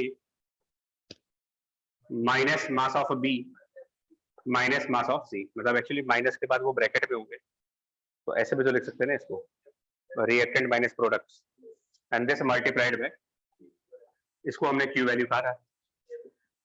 third question जब करवाया था तुम्हें भी, इसी HCV का तीसरा क्वेश्चन जब किया था आपने, उस थर्ड क्वेश्चन की रेलेवेंस आप समझ में आएगी। थर्ड क्वेश्चन में आपको मास कैलकुलेट करना बताया गया था, और वहां पर हमने थोड़ा सा मॉडिफिकेशन किया था कि जो मास ऑफ न्यूक्लियस है वो निकालने के लिए क्या कर रहे थे, Z into mass of proton plus A minus Z into mass of neutron minus binding energy divided by C square कर रहे थे। इस तरीके से मास कैलकुलेट करते थर्ड क्वेश्चन में, उसको यहां यूज करने जा रहे हैं। ए वाले का मास कैलकुलेट करेंगे जब ए वाले का मास कैलकुलेट करेंगे इस मेथड से, तो atomic number of A into mass of proton plus 100 जो भी इसका मास नंबर है माइनस उसका atomic number into mass of neutron minus binding energy of A upon C square. ये हमने मास ऑफ ए कैलकुलेट किया अभी सिर्फ, और इसी तरीके से मास ऑफ बी कैलकुलेट करेंगे और इसी तरीके से मास ऑफ सी कैलकुलेट करेंगे।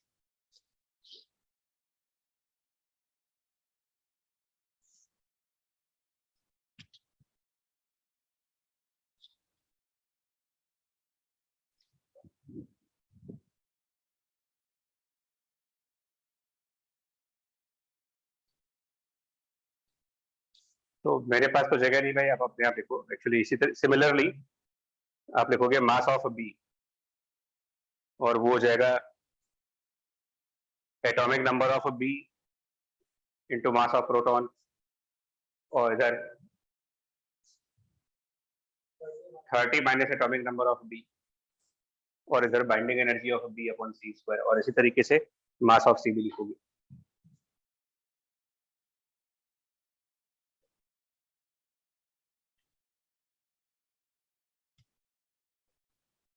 और फिर जब हम इसी फॉर्मेट में सबके मास लिखेंगे, ए का और इसी तरीके से बी का और इसी तरीके से सी का जब मास लिखेंगे, तो चेंजेस कहाँ पे आ रहे हैं। एक तो ये 100 की जगह बी वाले में 30 होगा और सी वाले में 70 होगा, और यहाँ पर बी वाले में एटॉमिक नंबर बी का आ जाएगा ZB, और एक में एटॉमिक नंबर C वाले का ZC आ जाएगा। और फिर जब ये मासेस इस तरीके से लिखेंगे और फिर यहाँ पर एंटर करो सबको आप, मतलब A वाले का मास, B वाले का मास और C वाले का मास, तो जो टर्म बनेगी वो क्या बनेगी?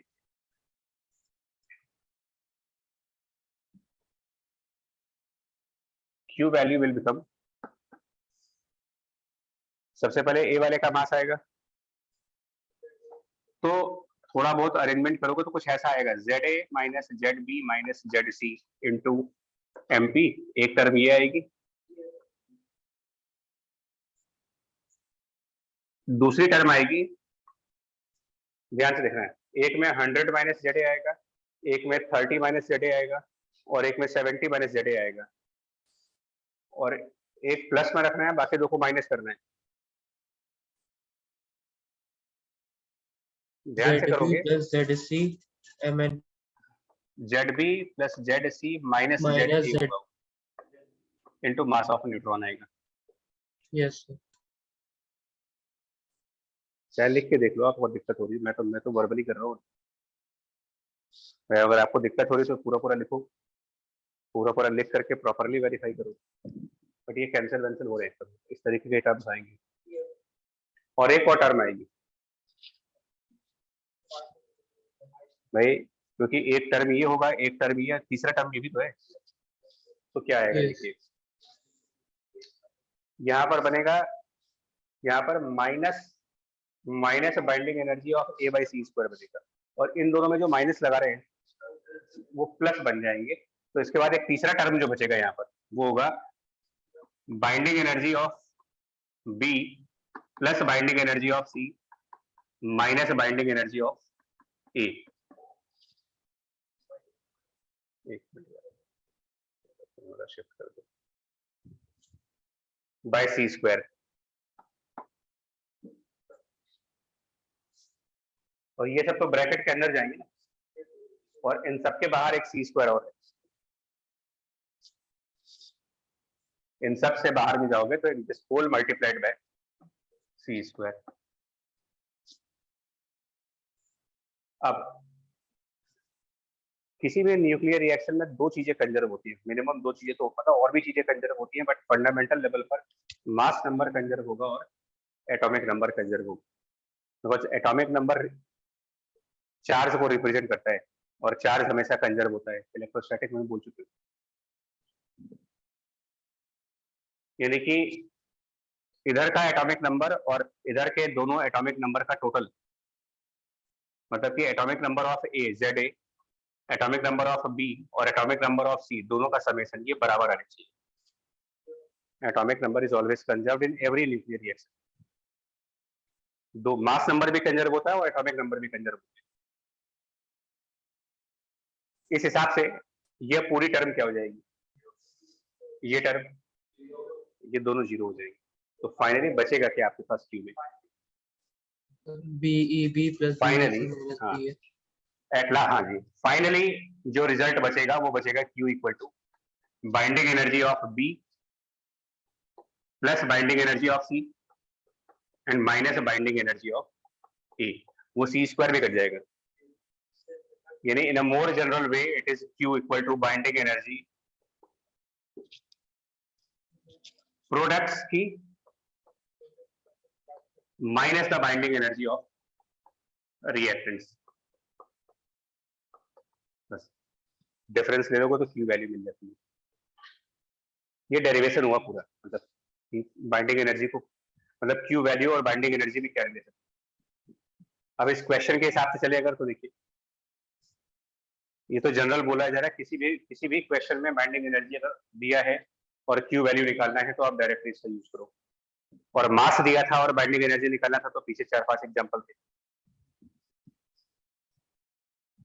अब इस क्वेश्चन में प्रोडक्ट्स कौन से हमारे पास, तो B और C, जिसका मास नंबर 30 है और पर न्यूक्लियन 6 है, तो टोटल बाइंडिंग एनर्जी 30 इंटू 6 180 और 70 इंटू 6.5, इसको काम करो 7 कर लो, थोड़ा सा कैलकुलेशन सिंपल कर देते। तो 30 into 6 plus 70 into 7 490 plus 180 670 is the binding energy of product minus ये 100 into 5, तो ये आपका 170 मेगा इलेक्ट्रॉन वोल्ट इस रिएक्शन की क्यू वैल्यू है, जिसका फिजिकल मतलब हुआ कि इस रिएक्शन में 170 मेगा इलेक्ट्रॉन वोल्ट एनर्जी बाहर आएगी।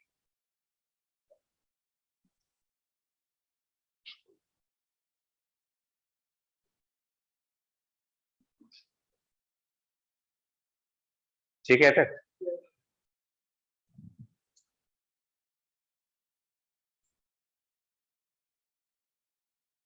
पता है इसको भी क्यू वैल्यू नेगेटिव आ रहे हैं, वो हो गया ना। आपके दो टाइप की रिएक्शंस होती है केमिस्ट्री के पॉइंट से, तो एक्सोथर्मिक और एंडोथर्मिक। क्या डिफरेंस होता है दोनों में? तो अगर हमारी क्यू वैल्यू नेगेटिव आ रही है, इसका मतलब न्यूक्लियर रिएक्शन अपने आप होने वाली नहीं है, स्पॉन्टेनियस नहीं है वो। आपको वो एनर्जी उसमें ऐड करोगे तब रिएक्शन स्टार्ट होगी। भाई एक रिएक्शन होती है जो अपने आप हो रही है, भाई आप सांस ले रहे हो तो ये तो नेचुरली हो रहा है ना कि आपको कुछ मेहनत करनी पड़ रही है। आप कुछ भी करते हो तो सांस तो अंदर जाएगी।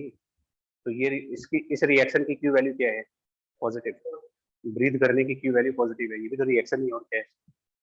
आपके बॉडी में एयर जाती है तो रिएक्शन नहीं होते, बट खाना अपने आप नहीं जाएगा, उसके लिए कुछ करना पड़ेगा हमको, मतलब मेहनत करनी पड़ेगी। तो उसमें आप बोलोगे क्यू वैल्यू माइनस में, एफर्ट लग रहा है उसके अंदर। तो क्यू वैल्यू अगर किसी रिएक्शन में माइनस आ जाती है, मान ली बाई चांस किसी रिएक्शन की क्यू नेगेटिव आ गई, तो उसका सिग्निफिकेंस ये होगा कि रिएक्शन खुद से नहीं होगी, वो उतनी एनर्जी जब आप ऐड करोगे सिस्टम में तो रिएक्शन स्टार्ट हो जाएगी।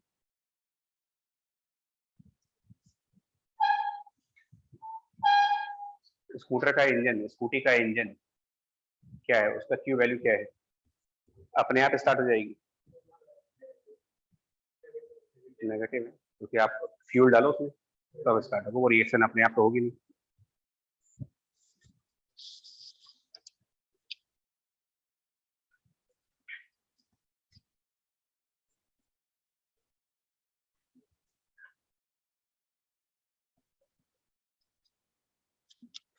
नेक्स्ट आते हैं न्यूक्लियर फोर्स की प्रॉपर्टीज क्या है। न्यूक्लियर फोर्स एक टॉपिक ये है, and then graph of binding energy.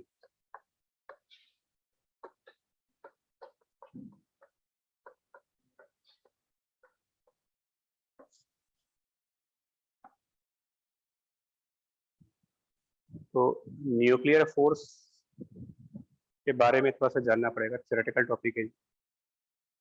तो ये पहली बात तो फंडामेंटल फोर्स है, first point. Nuclear force is a fundamental force. Fundamental का मतलब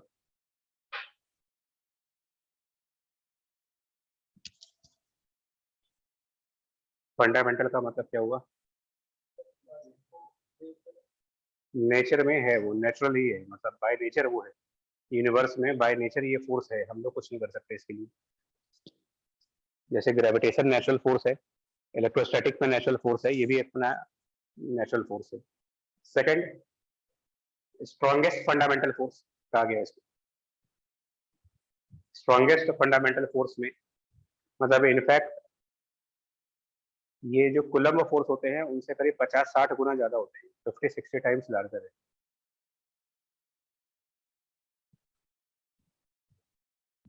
तीसरा पॉइंट अबाउट न्यूक्लियर फोर्स,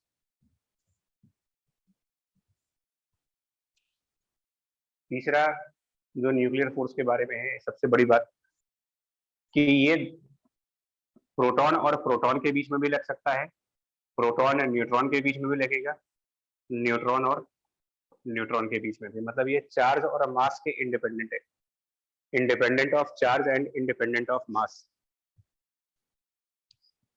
भाई जो फोर्स चार्ज पर डिपेंड करे वो कोलम्बिक हो जाएगी, जो मास पर डिपेंड करेगी वो ग्रेविटेशन वाली हो गई। और अब सिलेबस के एंड में हो तो सबसे लास्ट वाली फोर्स पढ़ रहे हो, and that is why the nuclear force between proton and proton between proton neutron and between neutron neutron, ये सब बराबर आएंगे आपके।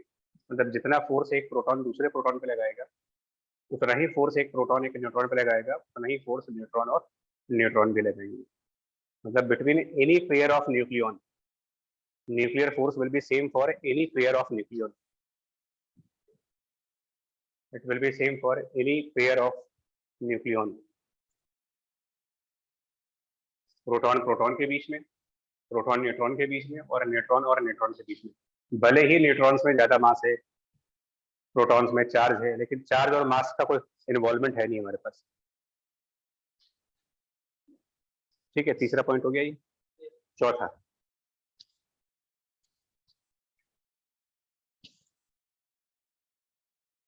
अभी सब याद करने वाले पॉइंट है, मुझे बता दें, इसमें समझने वाला कुछ नहीं है। चौथा पॉइंट, जैसे हमारे इलेक्ट्रॉन्स के स्पिन क्वांटम नंबर्स पढ़ते हो, प्लस हाफ और माइनस हाफ, सिमिलरली इनके भी स्पिन्स होते हैं। प्रोटॉन्स न्यूट्रॉन में भी स्पिन होते हैं, और ये कहा जाता है कि इनमें भी प्लस हाफ और माइनस हाफ के स्पिन होते हैं। तो मान लीजिए दो प्रोटॉन्स और दोनों के स्पिन प्लस हाफ और प्लस हाफ है, और दो प्रोटॉन्स, इसमें एक का स्पिन प्लस हाफ है और एक का स्पिन माइनस हाफ। तो थ्योरी ये बोलती है सिमिलर स्पिन वाले जो प्रोटॉन्स होंगे, सिमिलर स्पिन वाले पार्टिकल्स, उनमें न्यूक्लियर फोर्स ज्यादा होगी, और जो अपोजिट स्पिन वाले होंगे उनमें न्यूक्लियर फोर्स की वैल्यू कम होगी। तो ये नेक्स्ट पॉइंट है जो याद करना है आपको। Nuclear force is more for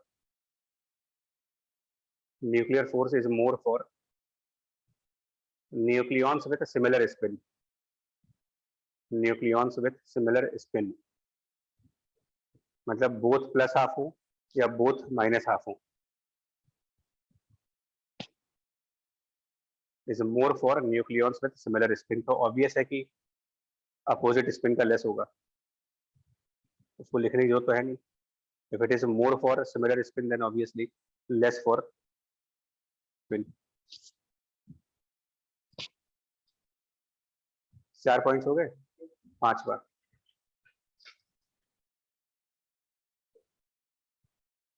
जैसे हमारे ग्रेविटेशन की फोर्स का फॉर्मूला होता है Gm1m2/r², इलेक्ट्रोस्टैटिक का होता है K(Q1Q2) तो इन सब में 1/r² का टर्म है, यहाँ भी 1/r², यहाँ भी 1/r², इसमें नहीं होगा।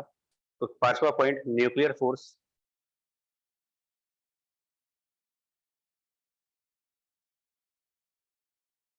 Does not follow inverse square law, does not follow inverse square law, मतलब कि इसके फॉर्मूले में 1/r² जैसा कोई टर्म नहीं आएगा। It does not follow inverse square law.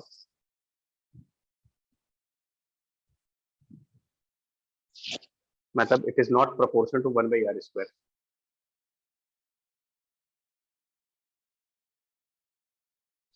और ये बात बताने की जरूरत क्यों पड़ रही है, क्योंकि जब आप फंडामेंटल फोर्सेस की बात कर रहे हो तो ये फंडामेंटल 1/r² पे है, ये भी फंडामेंटल 1/r² पे है, बट ये वाला फंडामेंटल 1/r² पे नहीं है। अगला पॉइंट, अगर आपसे कहा जाए कि हमारे पास 2 किलोग्राम और 3 किलोग्राम के दो पार्टिकल्स हैं और इनके बीच में डिस्टेंस 20 किलोमीटर है, क्या इनमें फोर्स लगेगी, मतलब ग्रेविटेशन की फोर्स आएगी इनके बीच में? तो आएगी Gm1m2, और 20 किलोमीटर का मतलब 20 × 1000 और उसका स्क्वायर, तो कुछ आएगा, फोर्स तो आएगा, कम आएगा बट आएगा, आएगा लेकिन कम ही आएगा, जीरो नहीं आएगा। और अगर ये 20 मीटर होते तो भी आता। 20 मीटर हो 20 किलोमीटर हो, उससे क्या फर्क पड़ता है, मतलब डिस्टेंस कम है चाहे डिस्टेंस ज्यादा है, फोर्स तो आएगी ही। फर्क सिर्फ इतना ही रहेगा कि कम डिस्टेंस होगी तो ज्यादा फोर्स आएगी, ज्यादा डिस्टेंस होगी तो कम फोर्स आएगी, बट आएगी। इस टाइप का बिहेवियर न्यूक्लियस में नहीं मिलता आपको। मतलब अगर एक न्यूट्रॉन और दो न्यूट्रॉन है, तो अगर इनके बीच के डिस्टेंस मोर देन 1 × 10⁻⁻15 मीटर है, तो ये आपस में फोर्स लगाना बंद कर देते, एफ की वैल्यू 0, नो न्यूक्लियर फोर्स। इसको बोलते हैं कि इसकी रेंज कम है,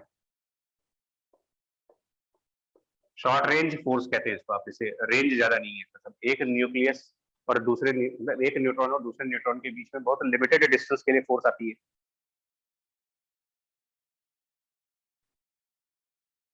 The range of nuclear force is very less. The range of nuclear force is very less. और कितना लेस मतलब, वेरी मतलब कितना,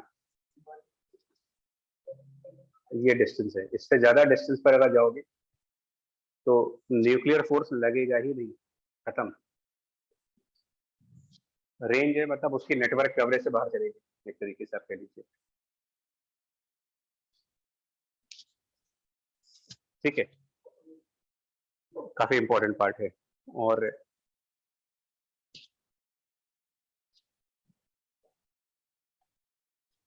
एक और पॉइंट है, अगर इनके बीच की distance, next point, less than 0.8 into 10 to the power minus 15, 0.8 into 10 to the power minus 15 से कम अगर डिस्टेंस हो जाए तो ये अट्रैक्ट की बजाय रिपल्सन स्टार्ट कर देते हैं। मतलब nuclear force becomes repulsive, it becomes repulsive when the two nucleons are separated by a distance less than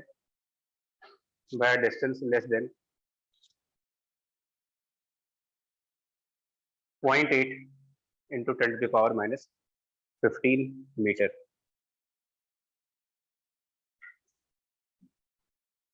तो उसका मतलब 0.8 से 1 के बीच में, इसको एक पिक्चर के फॉर्म में देखो, अगर एक पिक्चर के फॉर्म में सपोज एक न्यूट्रॉन है, एक न्यूट्रॉन है, इससे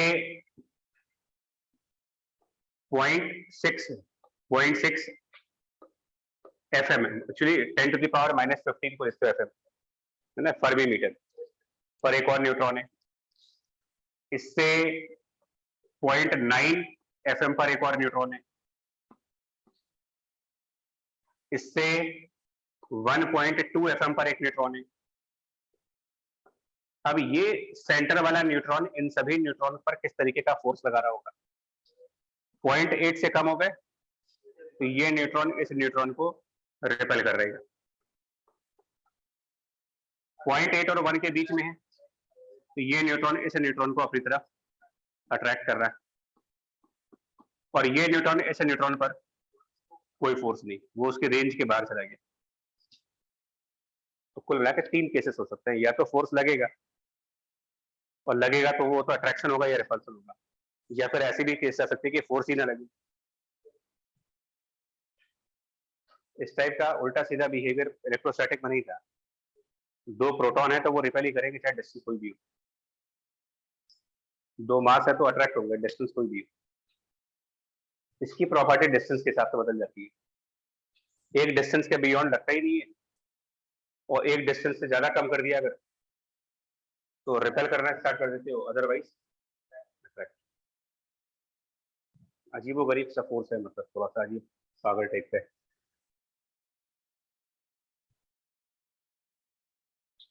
ठीक है तक, ये है इनकी प्रॉपर्टीज। अब जरा एक काम करो, तुम लोग का नुकसान होगा आज।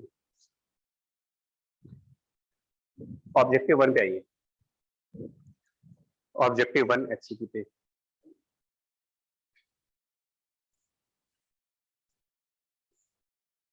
एक काम कर लो, एक इधर शिफ्ट कर दो, एक इधर आ जाओ, थोड़ी सी इन लोग को प्रॉब्लम ना हो कोई। तुम लोग दिक्कत तो नहीं होगी, तो ये अगर चेयर लेके बैठ जाए। ऑब्जेक्टिव 1 पे आओ जल्दी से। ऑब्जेक्टिव 1 पेज नंबर 440 का ऑब्जेक्टिव 1, 440 का ऑब्जेक्टिव 1। इसमें जरा 6th नंबर क्वेश्चन है, 6th number question. 6th number question देखो, ये जो अभी भी लिखा है ना उसके ऊपर है सब, क्योंकि देखो अपने जरा पढ़ो क्वेश्चन 6 नंबर। 6 नंबर क्वेश्चन में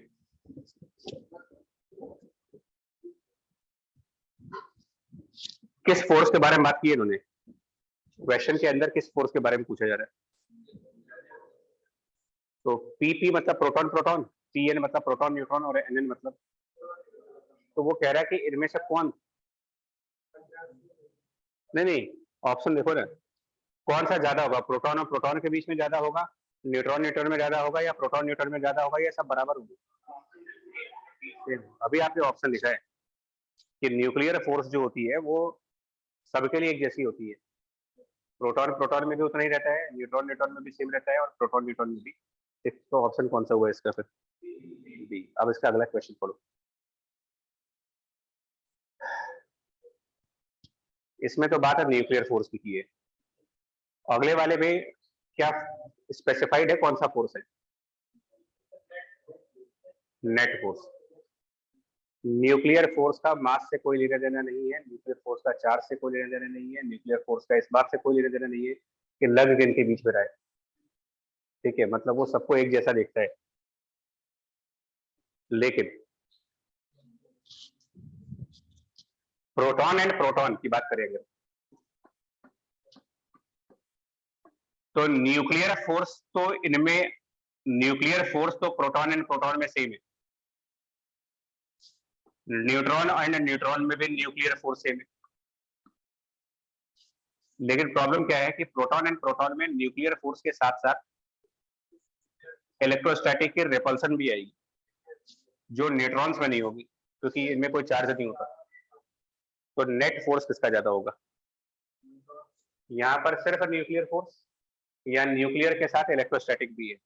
न्यूक्लियर फोर्स दोनों में एक जैसा है, बट यहाँ पर इलेक्ट्रोस्टैटिक रिपल्सन भी आ रही है साथ में, तो नेट फोर्स किसका ज्यादा हुआ फिर? और न्यूट्रॉन प्रोटॉन की बात करें अगर, इनमें भी इलेक्ट्रोस्टैटिक तो आएगा नहीं, क्योंकि एक में चार्ज है एक में नहीं है। तो अब इसका आंसर क्या होगा? नेट फोर्स किसका ज्यादा होगा? Net force neutron and neutron में ज्यादा होगा, न्यूट्रॉन एंड प्रोटॉन में, इनफैक्ट ये बराबर आएगी, क्योंकि इन दोनों में इलेक्ट्रोस्टैटिक फोर्स मिसिंग है, और इसका नेट फोर्स कम हो जाएगा due to electrostatic repulsion.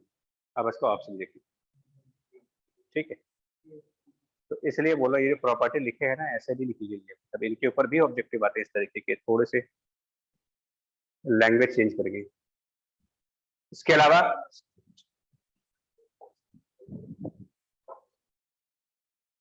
Sixth seventh हो गए ना यार। 8th question, question number 8, question number 8,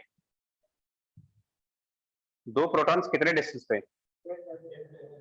nanometre, मतलब 10⁻⁻⁹, और हम कह रहे हैं कि 10⁻⁻15 से ज्यादा हो गए अगर, नैनोमीटर मतलब 10⁻9 ना, -9, 10⁻⁻9 का मतलब समझ लो आप, इट इज 10⁻6 फर्मी मीटर, बहुत ज्यादा हो गया ये, लगेगा फोर्स? क्या ऑप्शन हो जाएगी? बी, न्यूक्लियर फोर्स लगेगा ही नहीं, इतने ज्यादा डिस्टेंस पर न्यूक्लियर फोर्स काम नहीं करता, रेंज नहीं है उसकी, छोटी रेंज का फोर्स है, कुछ डिस्टेंस तक काम करता है उसके बाद गायब हो जाता है।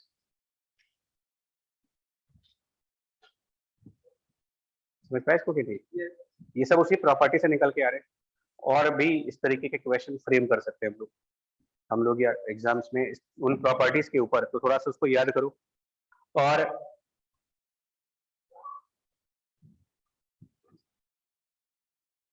इसके ऊपर वाले क्वेश्चन देखो जरा, वो तो तुम लोग को वैसे भी आता है, फोर्थ एक बार देखिएगा जरा, ऐसे मजाक वाला है, मास नंबर ऑफ अ न्यूक्लियस, है ना, ये तो हंसते खेलते कोई भी कर देगा।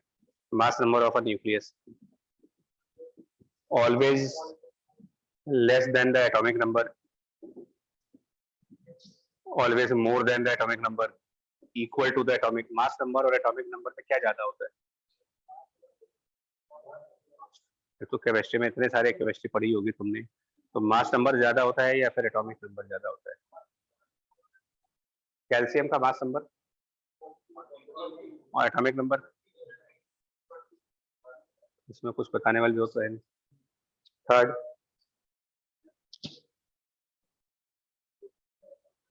और इसीलिए कहा जाता है कि थोड़ा बहुत पढ़ लो, कभी कभी किस्मत साथ दे जाती है। पेपरों में कभी कभी किस्मत साथ देती है।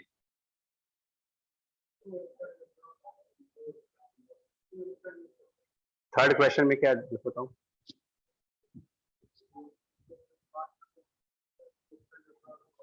करने लोगे? C12 और C14 में डिफरेंस किस बात का है? क्या बोलते हैं इसको? आइसोटोप, आइसोबार, क्या बोलते हैं? हाँ, ये हो गया। सेकंड क्वेश्चन बहुत बहुत बेसिक लेवल है, मतलब 9th क्लास में पूछ लेना चाहिए ये सब कुछ।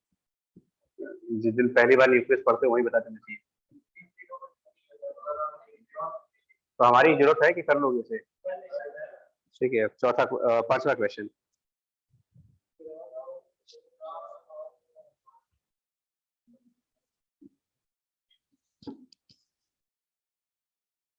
ये डिफरेंस जानते हो क्या पड़ जाएगा? जो बच्चा 9th-10th की फाउंडेशन कर लेता है ना, उनको ये एडवांटेज मिल जाती है, उनको ये चीजें वही मालूम हो जाती है, तो वो 11th में ये टाइम खराब नहीं होता उनका, 12th में। क्योंकि ये ऐसे फैक्ट हैं जो क्लास 9th में भी अगर बताओगे तब भी याद हो जाएगा। याद ही करना है तो चाहे अभी याद करो चाहे 9th में याद करो। कौन सा समझा रहे?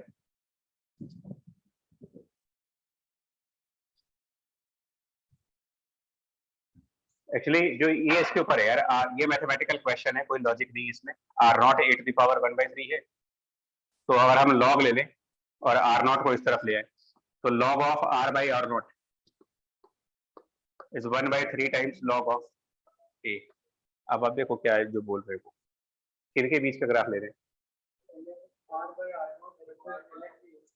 मतलब ग्राफ में एक इसको यूज कर रहे हैं और एक इसको यूज कर रहे हैं। मान लो सपोज ये ग्राफ के y एक्सिस पर प्लॉट कर रहे हैं और ये ग्राफ के x एक्सिस पर प्लॉट कर रहे हैं, तो कैसा ग्राफ हुआ y और x के बीच में? क्या स्लोप आएगी उसकी? 1/3। हालांकि क्वेश्चन में शायद स्लोप की बात नहीं की गई है, बट वैसे बता दे रहे हैं it is a straight line with slope 1/3। ठीक है, यहाँ तक हो गया आपके क्वेश्चन। नो, इसके बाद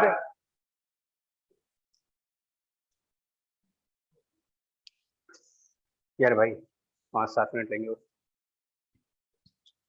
एक फटाफट देखो इसी बुक में, पेज पलटो जरा पीछे, थ्योरी की साइड पे रहो, 424 पे जाओ जरा। 424 अगर है इसमें तो बस ये वाला पेज है, पलटो एक बार। वो नंबर यार कौन सा पेज है ये? 426, थोड़ा गड़बड़ हो गया। 426 पर एक ग्राफ बना हुआ है, ये इंपॉर्टेंट ग्राफ है, इसके ऊपर क्वेश्चंस आते हैं। This is graph of binding energy per nucleon, binding energy per nucleon versus mass number, इसके ऊपर भी क्वेश्चन है। एंड इसमें ग्राफ देखा जाए तो थोड़ा सा अजीबोगरीब ग्राफ है, तो हम प्रॉपरली वैसा ग्राफ नहीं बना रहे, बट मतलब कहने का जो सेंस बन रहा वो ये है कि ग्राफ बहुत तेजी से ऊपर उठा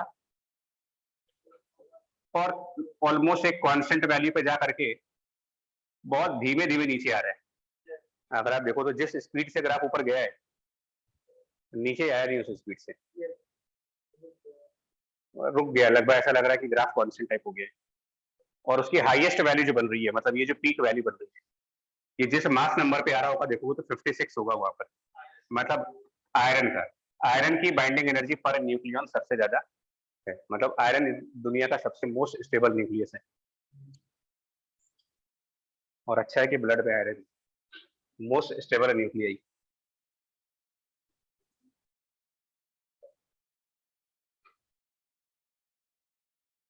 और जब आयरन कम हो जाता है ना तो प्रॉब्लम्स होती है ब्लड में।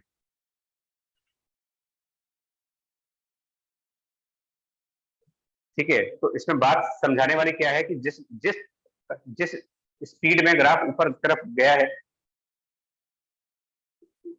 ना, उतना ऊपर उस स्पीड में नीचे नहीं आ रहे हो।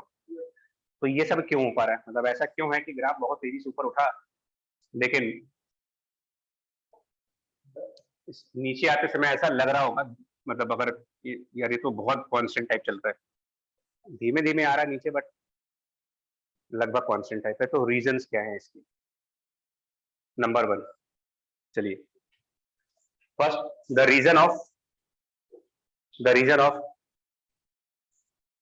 Steep rise, the reason of steep rise of the graph, sudden rise in the graph,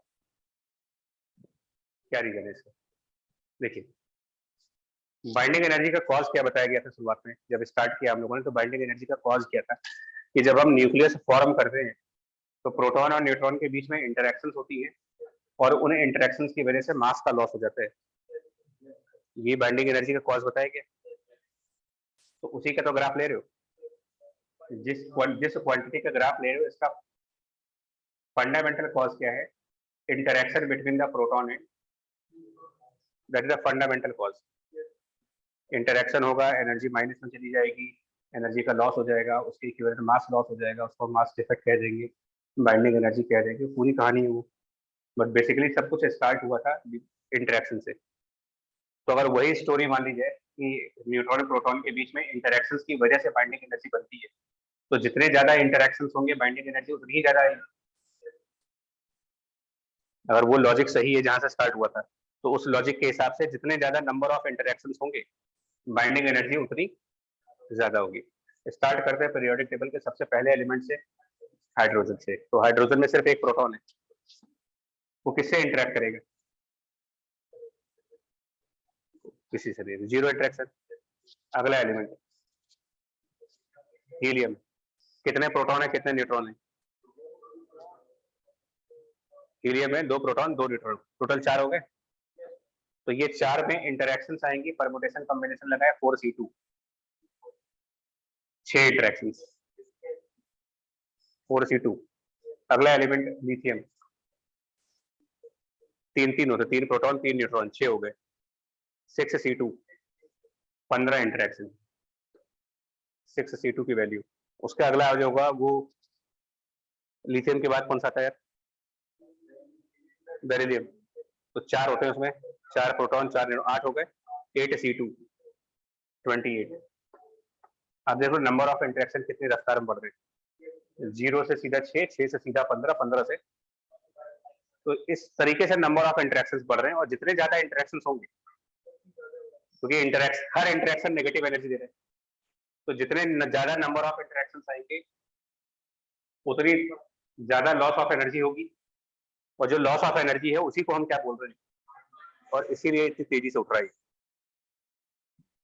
तो it is due to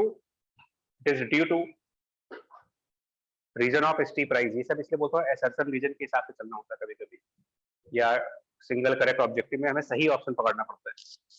assertion reason में सबसे ज्यादा प्रॉब्लम होती है कि करेक्ट एक्सप्लेनेशन क्या दिया जाए इसका। उसमें आप तो वो दे देते हो जो खुद से समझाता है,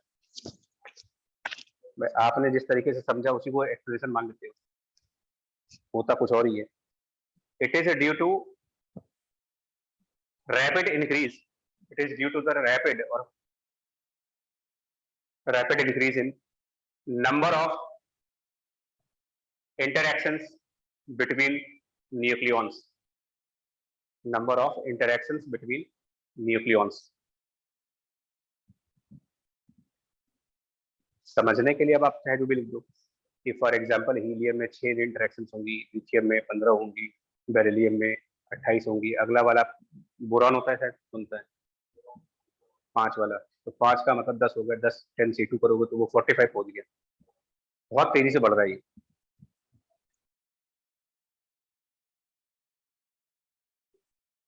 ठीक है, मान लेते हैं बात सही है, मान लेते हैं कि ये बात सही है। तो अगर ये बात सही है कि इस वजह से ये स्टीपली राइज हो रहा है, तो फिर यहाँ रुक क्यों गया? फिर अगर ये स्टोरी सही है तो ये स्टोरी आगे भी तो होनी चाहिए ना। मतलब ऐसा क्या है कि यहाँ तक तो ठीक है कि इंटरेक्शन बढ़ रहे हैं, इससे तेजी से बढ़ रहे हो, तो क्या यहाँ इंटरेक्शन नहीं बढ़ेंगे अब?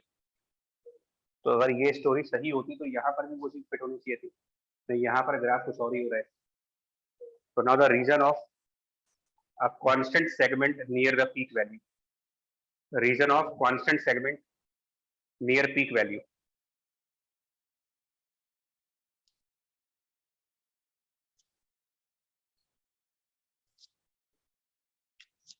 क्या मतलब अब आगे जाने पर इंटरेक्शन बढ़ेंगे नहीं? क्योंकि जिस जिस जिस जिस फैक्ट को लेकर के अभी समझा रहा था मैं आपसे, वो स्टोरी तो यहाँ भी लगाओगे ना, तो इंटरेक्शन फिर बढ़ने चाहिए। लेकिन अगर ग्राफ कांस्टेंट हो रहा है तो इसका मतलब इंटरेक्शन कांस्टेंट हो गए।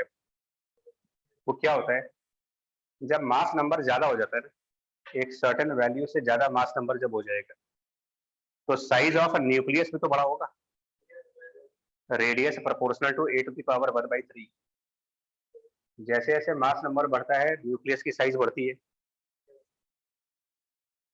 और अगर न्यूक्लियस की साइज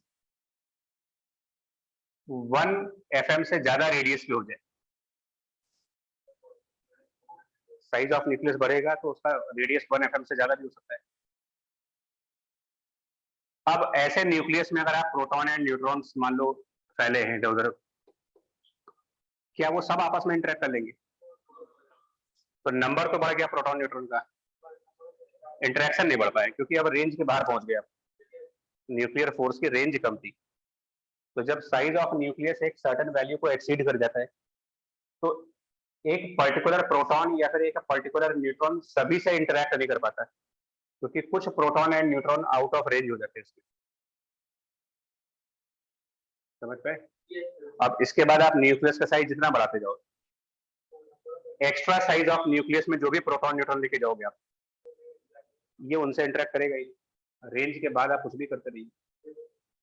तो this is the constant segment is the proof of it is due to small range of nuclear force.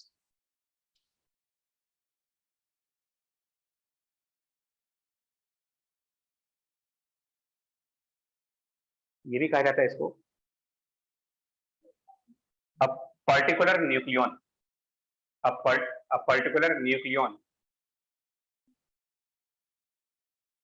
has reached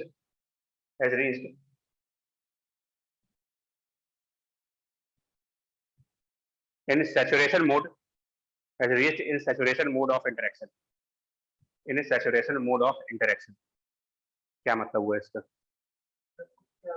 कि उसको जितने से इंटरेक्ट करना था उसने कर लिया। मान लो 20 न्यूक्लियॉन्स के साथ उसको इंटरेक्ट करना था, कर लिया, अब वो सैचुरेट हो गया, बस, इससे ज्यादा नहीं।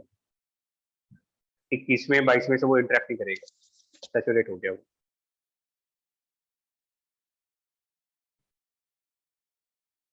समझे आपको? इट्स लाइक फेसबुक अकाउंट, आप कितने फ्रेंड्स एक्सेप्ट कर सकते हो भाई, उसकी भी एक लिमिट है। 5000 के बाद आप बोलते हो कि सैचुरेशन आ गई है, अब आप नया अकाउंट बनाओगे, नए फ्रेंड लिस्ट करोगे।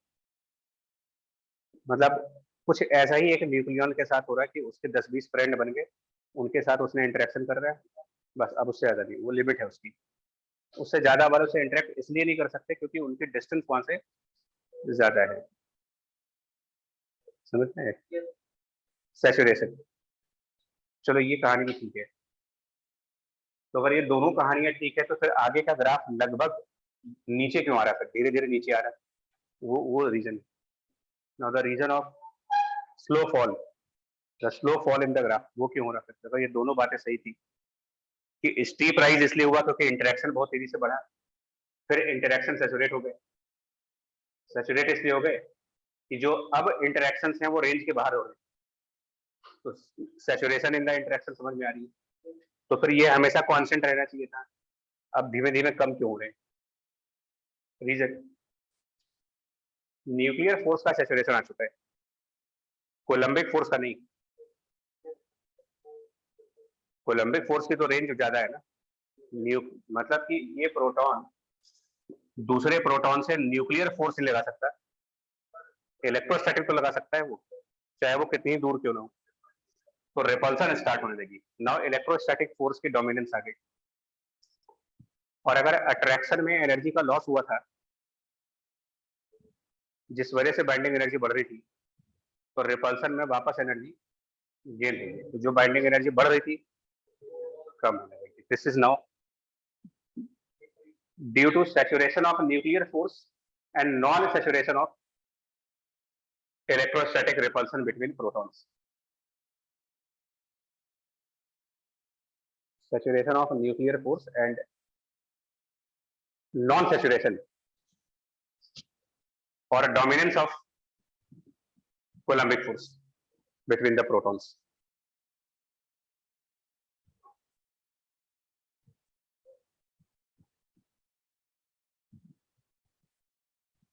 इसका मतलब बड़े न्यूक्लियस में कोलंबिक फोर्स को नेग्लेक्ट नहीं किया जा सकता,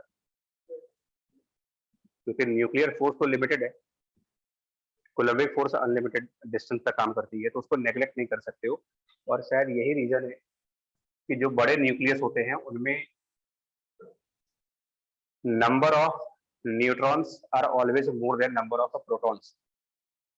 अगर आप नोटिस करें तो स्टार्टिंग में नियॉन तक, कैल्शियम तक ऑलमोस्ट क्या होता है, जितने प्रोटॉन उतने न्यूट्रॉन होते हैं। लेकिन यूरेनियम पे जाओ, प्रोटॉन 92 होंगे। अभी गोल्ड का एग्जांपल लिया था 79 AU 197। आप नोटिस करोगे जैसे जैसे मास नंबर ज्यादा होता है न्यूट्रॉन ज्यादा होने लगते हैं, क्योंकि न्यूट्रॉन का नंबर जब ज्यादा होगा तो न्यूक्लियर फोर्सेस के नंबर ज्यादा आएंगे,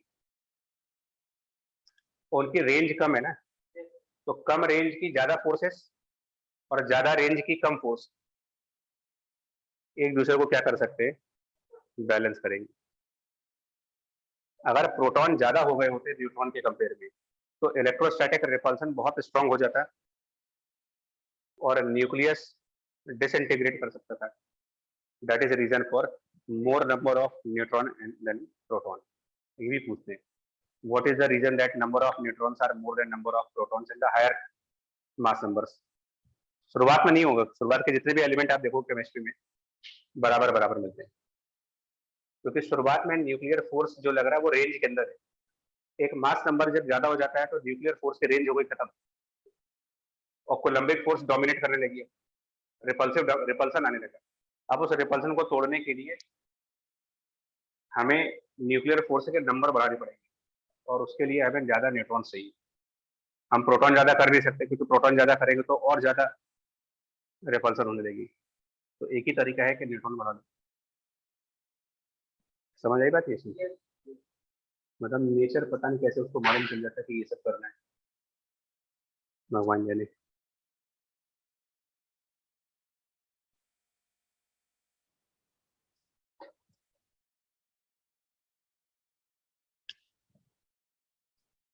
और एक और पॉइंट पूछते हैं कि on this graph, on the basis of the graph, explain why the energy is release in nuclear fission. Question है ये। On the basis of graph, can you explain the reason behind release of energy in a nuclear fission? On the basis of this graph, how will you explain the reason behind release of energy in a nuclear fission?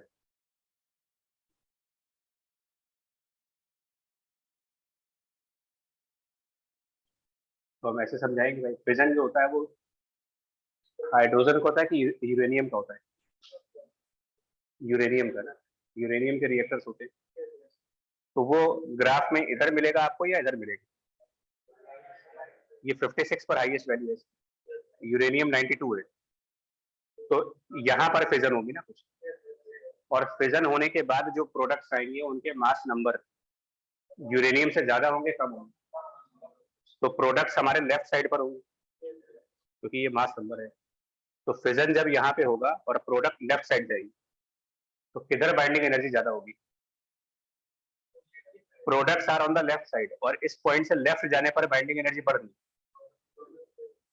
तो products will have, और क्या लिखा था Q value को, binding energy of product minus binding energy of reactant, that is why Q will be positive. तो लिखो कैसे इसको आप, this the fission take place on the decreasing part of graph, the fission take place on the decreasing part of graph,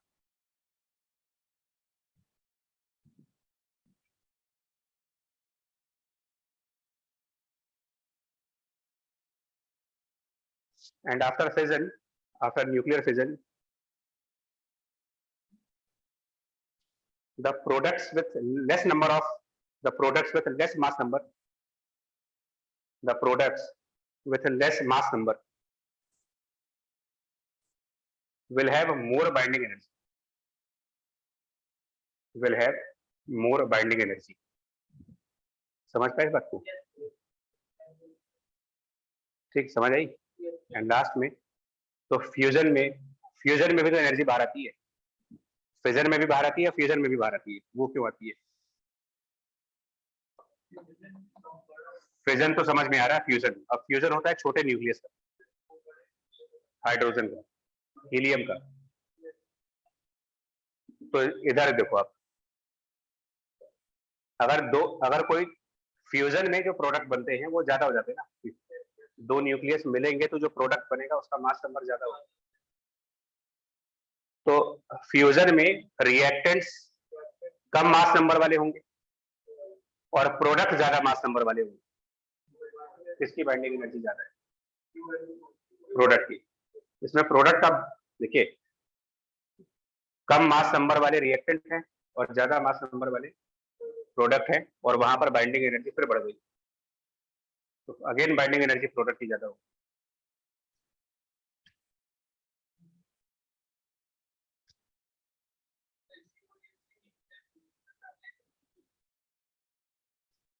fusion में ज्यादा होगी क्योंकि steep rise है ना, तो यहाँ डिफरेंस बहुत ज्यादा मिलेगा आपको।